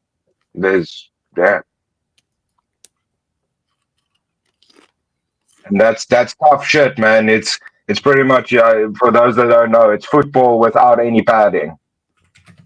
No helmets, no padding. Let's go smash each other. And you can pass forward. No. How? In football you can. In football you can pass forwards. In rugby you can't. It's only backwards. Pass backwards. I mean, right? You can pass only backwards. Okay. Yeah. What do you call a rugby player with all his teeth? Bench. Right. Bench. Right, Grid. Yeah. No kidding. Yeah. $5 from Kronos 420. Getting paid in the week T, Brit notes, is they take their own percentage out. That's true. We got I'll take $5 US all the time, though. That's great. Thank you. Absolutely. American, take all day. Yeah, like the American money. So yeah, I had a friend of mine who played rugby. He was from Samoa. Say it. No, I think Kiwi. I think he was a Kiwi. I think he was from New Zealand, and he played rugby. Yeah, I never met a fucking Samoan until I played rugby, and then there's like all of them, all 5 who live in Kansas City were there. Yeah. And to remember, the thing is, like, we all get raised playing that. Like, we don't have baseball, we don't have basketball, we have rugby and cricket, and that's what we do. Soccer? Do you have soccer? You have soccer, right? No, Cricket. not really. It's not as big. yeah. It's our soccer is like it is in America. It's similar. Right. It's Like- not priority. It's not. I'm interested. I mean, it's always interesting how it's always interesting how the different sports in different areas, they always act like they're the hardest, toughest sport, Of course. right? Like if you talk to a Canadian, he will tell you instantly that Ice hockey. hockey is where it's at. Yeah. Anything else is candy ass. It's all bunk. Queer Yeah. bait, just and then But I if you believe it is ranked. They did a ranking on contact sports, and I do believe. I want to stand up for rugby, but I do believe hockey is number 1, and then it's rugby, and then I think it's football. Yeah, I think the thing about hockey is they just fight so much That's what I was going to Yeah, say. but It's it's just boxing with ice skating in between. with sticks. Yeah, but I used to But play it's a also- lot. I used to play ice Yeah, but- hockey, travel. It was fun, man. But remember, football and rugby is played on grass where they're playing with blades on their feet, sticks, and it's on solid ice. So it's like concrete. So that's why I think It's full on little bit- warfare out there. yeah, it's Yeah, a little more or bit. less. I promise you. It is. It's warfare. I have a theory about American football that it's easier to fix the games that way, and that's why it's changed up from rugby because you've got all those breaks. Plays. Yeah, that's one thing I have to say with football. I don't like. You guys stop too much. I'm like, fucking smash each other. Why you keep stopping the game? An hour-long game will take 5 hours. Yeah, I don't get that. I'm like, action, just go. Don't stop. But I get it. It's the structuring of the plays and all of that. But I just feel it should be like soccer or rugby. Just go and get it done. Just win. Just smash. But yeah, no, my conspiracy theory brain thinks that all the games are rigged, and that's why we push American football. It's way easier to rig if you fix up individual plays. I get you. I mean, if there's opportunities to set up things like with plays, I mean, I guess you could set up a You can talk to tomfoolery. somebody in between, right? You can talk to somebody in between each play. Yeah, it's possible. It's possible. I always thought lacrosse looked really dangerous because I mean you're swinging It sticks is. around. It is. Yeah.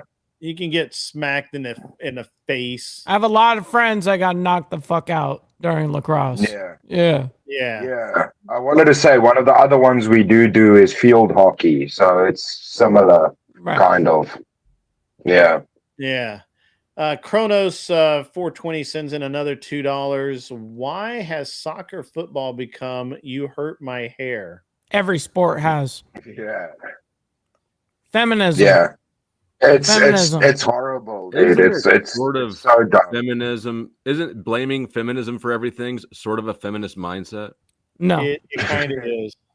It kind of is. Yeah, it is like bitch move to keep bitching, right? Well, it attributes everything to sex differences. Why would it change? So why would men opt to make it not like what men do? I mean, So Prosek makes a good point. Men could just be becoming bitches. yeah, I mean, I think Only that's because it. women complain about it that all of a sudden No. guys go, oh, well, we Look, should maybe change it Women up. like men who aren't bitches. Well, that's Yes, true. sexually attraction compared to what they do on the street is different on that kind of level. So Yeah, but think about I that. don't know why. Feminism can only like take control if men are bitches. So Yes, I agree with that. And most, I will concur that most men suck.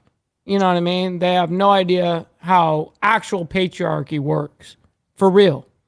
You know, not the just to be funny about it. For real, though. Yeah. yeah. Yeah, I mean, pardon me.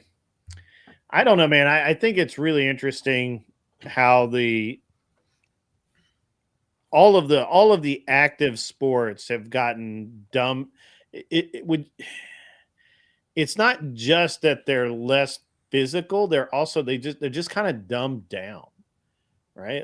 It just isn't what I remember a lot of these sports being when I was younger, and I don't know. For you, They try and growing up, remove the savagery. football was like Savagery, gladiator. yeah. Wasn't it like gladiator school? You know what I mean? Like that's what it was Yeah. growing up. Football was brutal. I mean, Yeah, I that's gotta be honest with you, it man. it was like we Yeah, didn't like dude. care about nothing. It was other than just I'm gonna destroy your team. Guys Yeah. barely had Hell pads. yeah. Like they had the Hell worst, like helmets you wouldn't even be allowed to play in now. Right. Yeah. Right.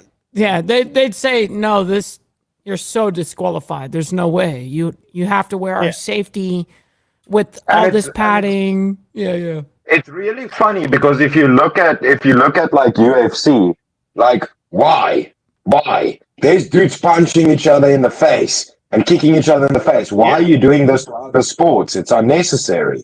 Yeah, absolutely. I mean, I think that Yeah. the pussification of the rest of society is why you have things like UFC popping up. Yeah. I agree. Facts. I agree. And now it went so bad that we have slap fights. That's on hilarious. That's Yeah, called that's overcompensation. That's overcompensation. That's what that is. Just like feminists have on their side, it's overcompensation for men. That's all it is. Yeah. I mean, you're not Yeah. wrong. I mean, I hate it. It's painful to kind of admit that, right? Like, It's true though, right? you know, like, but think about this. Think about this. I was talking to the chat about this the other day. Do you realize how we have infantilized everyone these days? Right. Like no kidding. Like, all right, so when I was like 12, I cooked my own food, I washed my own clothes, I took baths, did everything by myself. I didn't do I wasn't on your basically, level. My parents were there for health and safety, and that was it. Right? Like they barely helped me with anything. With shit. Nothing. And I got left at home.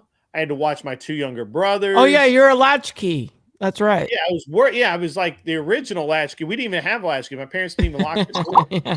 You know, like I don't even know that I ever had a front door lock. Well, when you live in South Central LA, you lock your doors, you know. Just saying. Sure.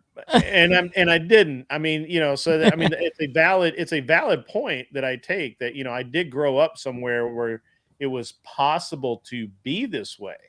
Right. Yeah. But well, Grid, I mean, I also grew up like that. So, I mean, it all depends. Now people literally, like, they won't leave. Like, I was talking to somebody the other day, and they're like, they don't want their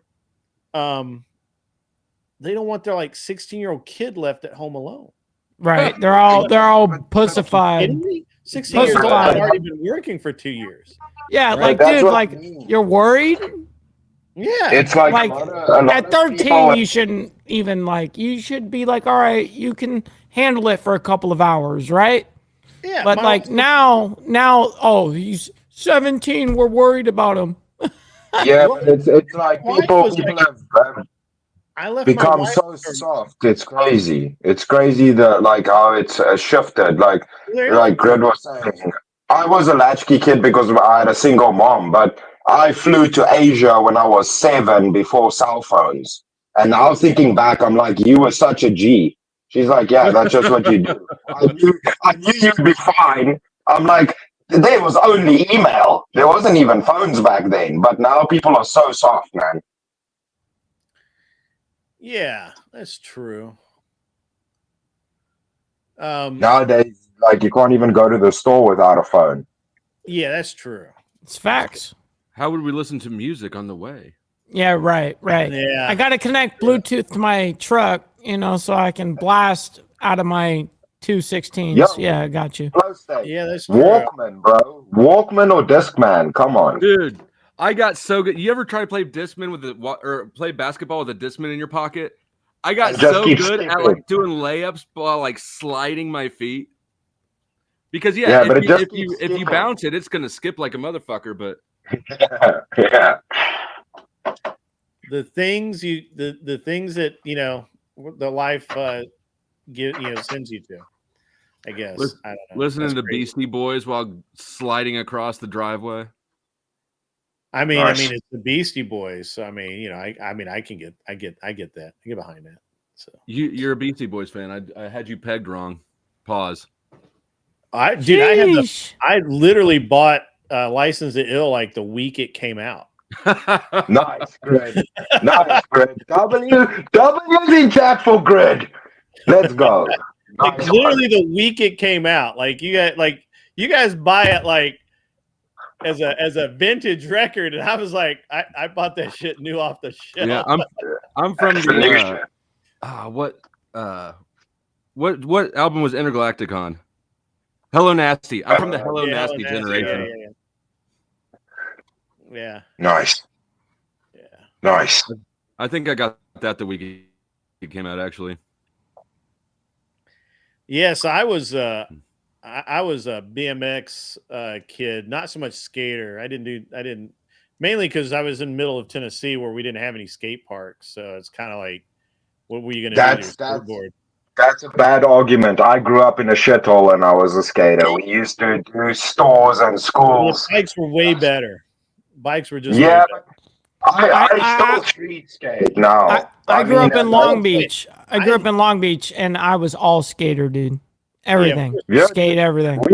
We had nowhere to skate, so in holidays we broke into the schools.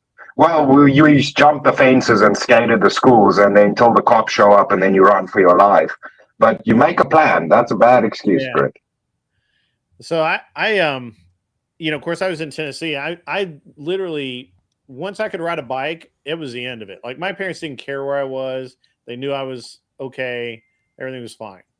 But the BMX community is so small. It's so it's big, but it's small. You know what I mean? And the skater community is humongous. Yeah, even back then, the BMX guys all hung together. We all knew who always. But the BMX guys usually got along with the skaters. There were sometimes some issues, but the BMX guys and the skater guys, I used to BMX as well. So so I started out with actually like doing the because we had Music City or Dixieland, I guess it is now, BMX park, and so there was a track here. So I would go race on the track, and then it got hard to get there because I had to rely on people for rides and shit, and my buddies that I would ride with got into different stuff, and then I. How you guys can name this. They got some little romantic love. All of a sudden, now they can't. Well, they figured out they weren't fast, so they were like, fuck it. Yeah, I'm out. We're gonna get good at Atari. That's what we're gonna do. And so boomer. Yeah, thanks, man. X actually, but so. Then I got into the freestyle, flatland ramps, that kind of stuff. And you would think that the skater kids would have been like cool with us and all want, because we all joined together and build ramps together. But it was like nobody wanted skateboard guys on the bike ramps and nobody wanted bikes on the skateboard ramps. And it was just like two camps and fuck everybody. And I was like, you guys suck. Totally. So I just want to say, Shelby called us fat, and I just want to say I'm offended, Shelby. I don't appreciate being shamed for my weight.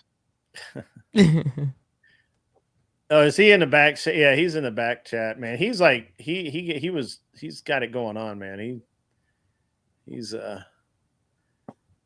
Tell Shelby I challenge your ass, bro. You wanna come tell me I'm fat? I'll challenge you your guys ass. should do a push-up battle. I think I haven't talked about this, but just remember, dude, I was a provincial wrestler and I do jiu-jitsu. I will smash your ass, Shelby. Don't even try and come at me, dude. You don't know much about me, trust. Yeah. I'm in shape, bro. Is there anybody live right now? I need to send you guys somewhere. I've got to go to bed. Let me look. I'm going on at 1, but probably don't want to. 1 in the morning. What are you, a vampire? I'm on these streamer hours. Yep. Yo, Grid, it's 7 in the morning where I am. I was about to go to bed. No one's live on my side.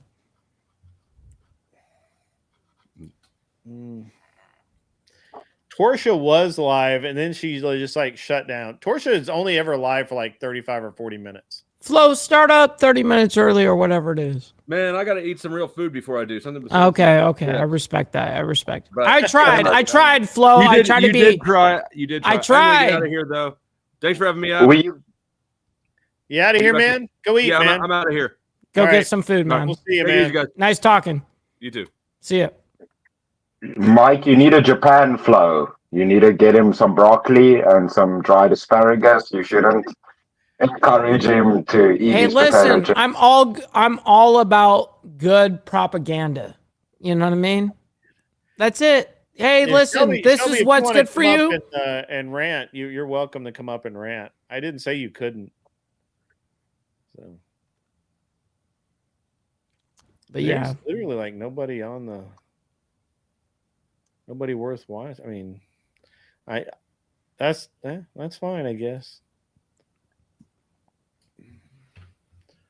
Jess is always live, but she's not. Is she live right now?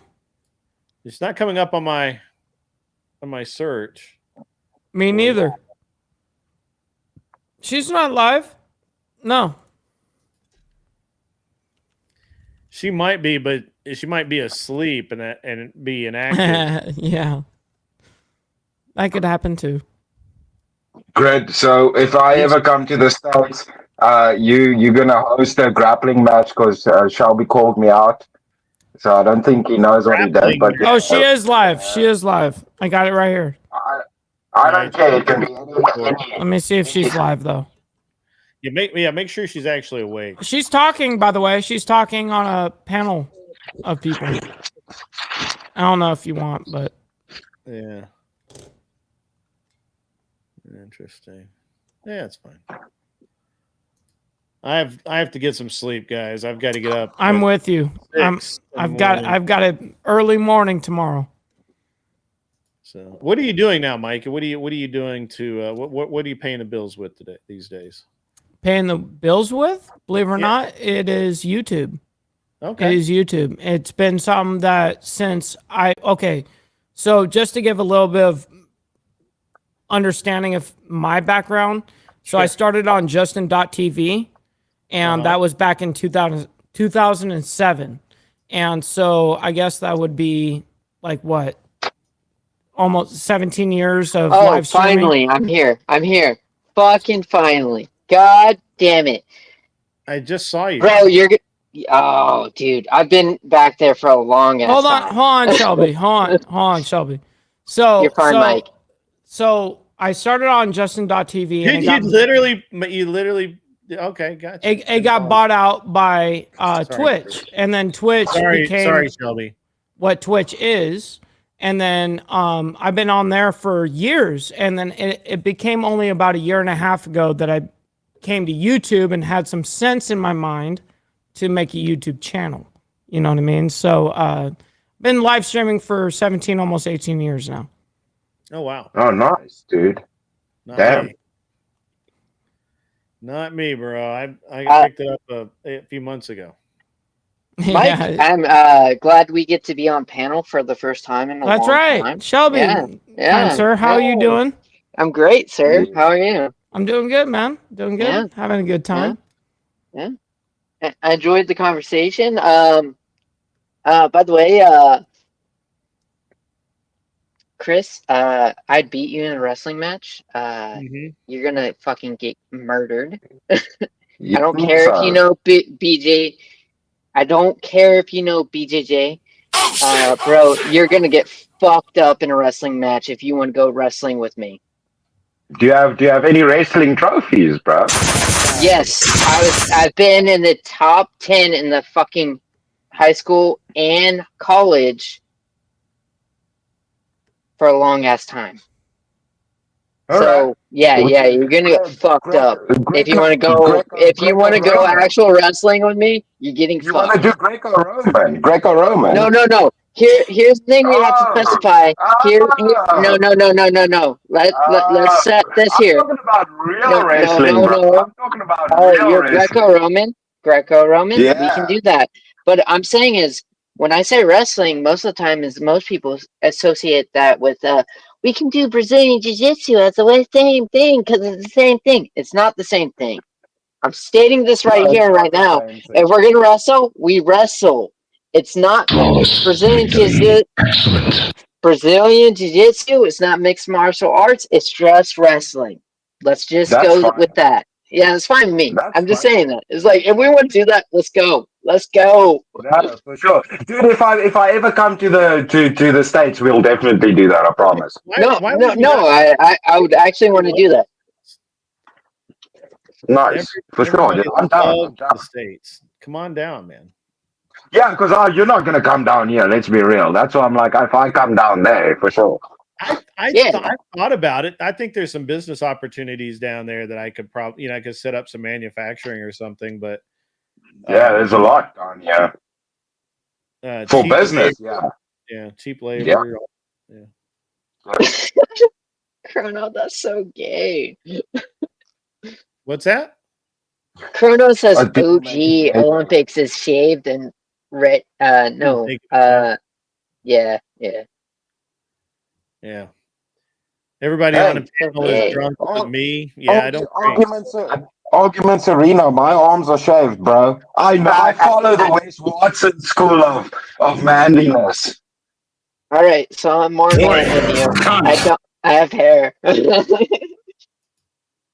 No, I shave my arms, dude. I shave my arms for work because I work with chemicals and composites. Like I get that shit stuck in my hair and I can't clean my arms properly, so I'm like, fuck that. I just shave my arms clean. I'm like, they're anyways gonna get dirty. No, Yeah. I get that. I do it every now But and then. Just yeah, it's just funny to promote Wes. I just say it's because Wes told me to, just to piss chat off. yeah. I'm just playing with my soundboard. This one time at band camp? Stupid. That's a good one. That's American Pie right there, Greg. Nice. Yeah. I feel like you need the "I'm rich, bitch" on your soundboard from the Chappelle Show. Oh yeah. Rick James. No, he needs the what did the five? I got this one. I got this one here. First, take a big step back and literally fuck your own face. No, that's from Tropic. That's from Tropic Thunder. But like, you need the what did the five fingers say to the face? Rain down. Slap. You're gonna have to call the fucking United Nations and get a fucking binding resolution to keep me from fucking destroying you. I am talking scorched earth, motherfucker. I will massacre you.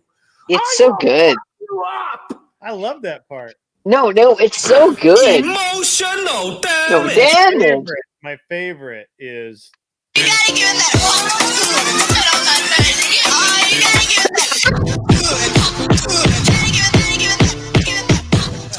Oh yeah, feeling that beat.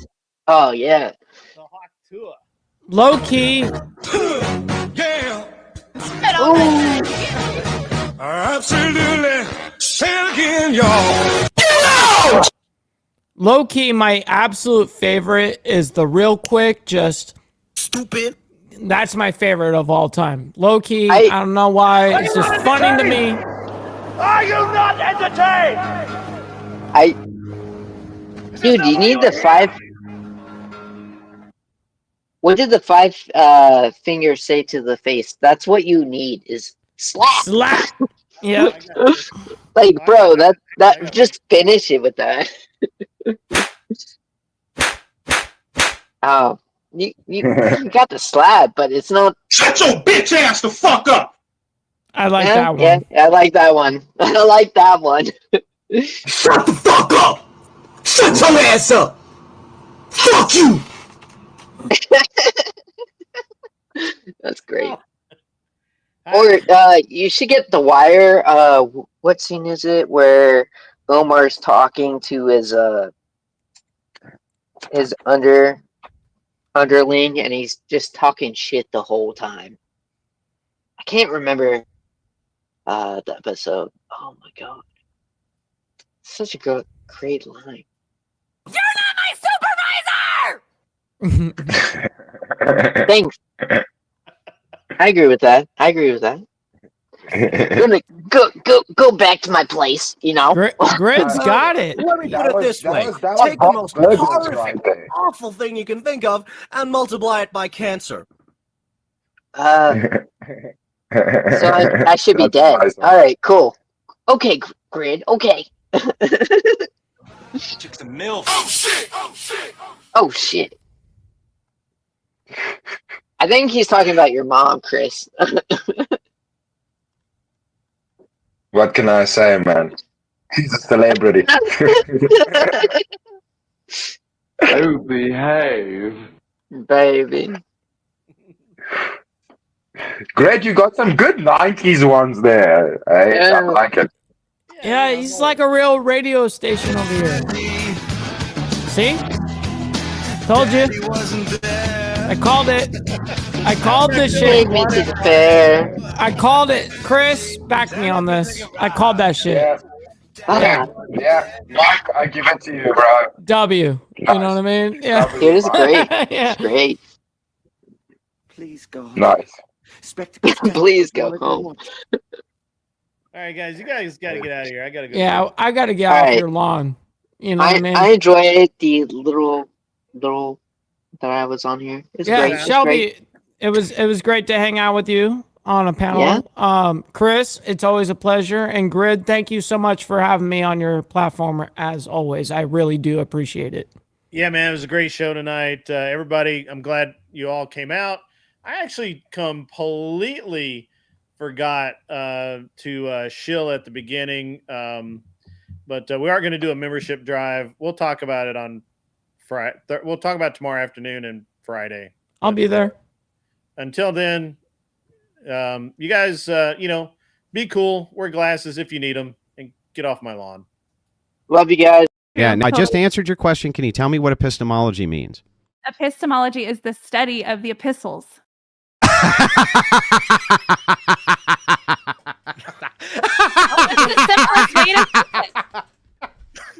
I mean, you can. I told me that a husband and wife is supposed to be the representation of God and the church. He said he's a husband. I asked him if he sees himself as the embodiment of God, and he said no. That doesn't make any sense. Wait, what is the epistles? The epistles are the apostles. Are you talking about the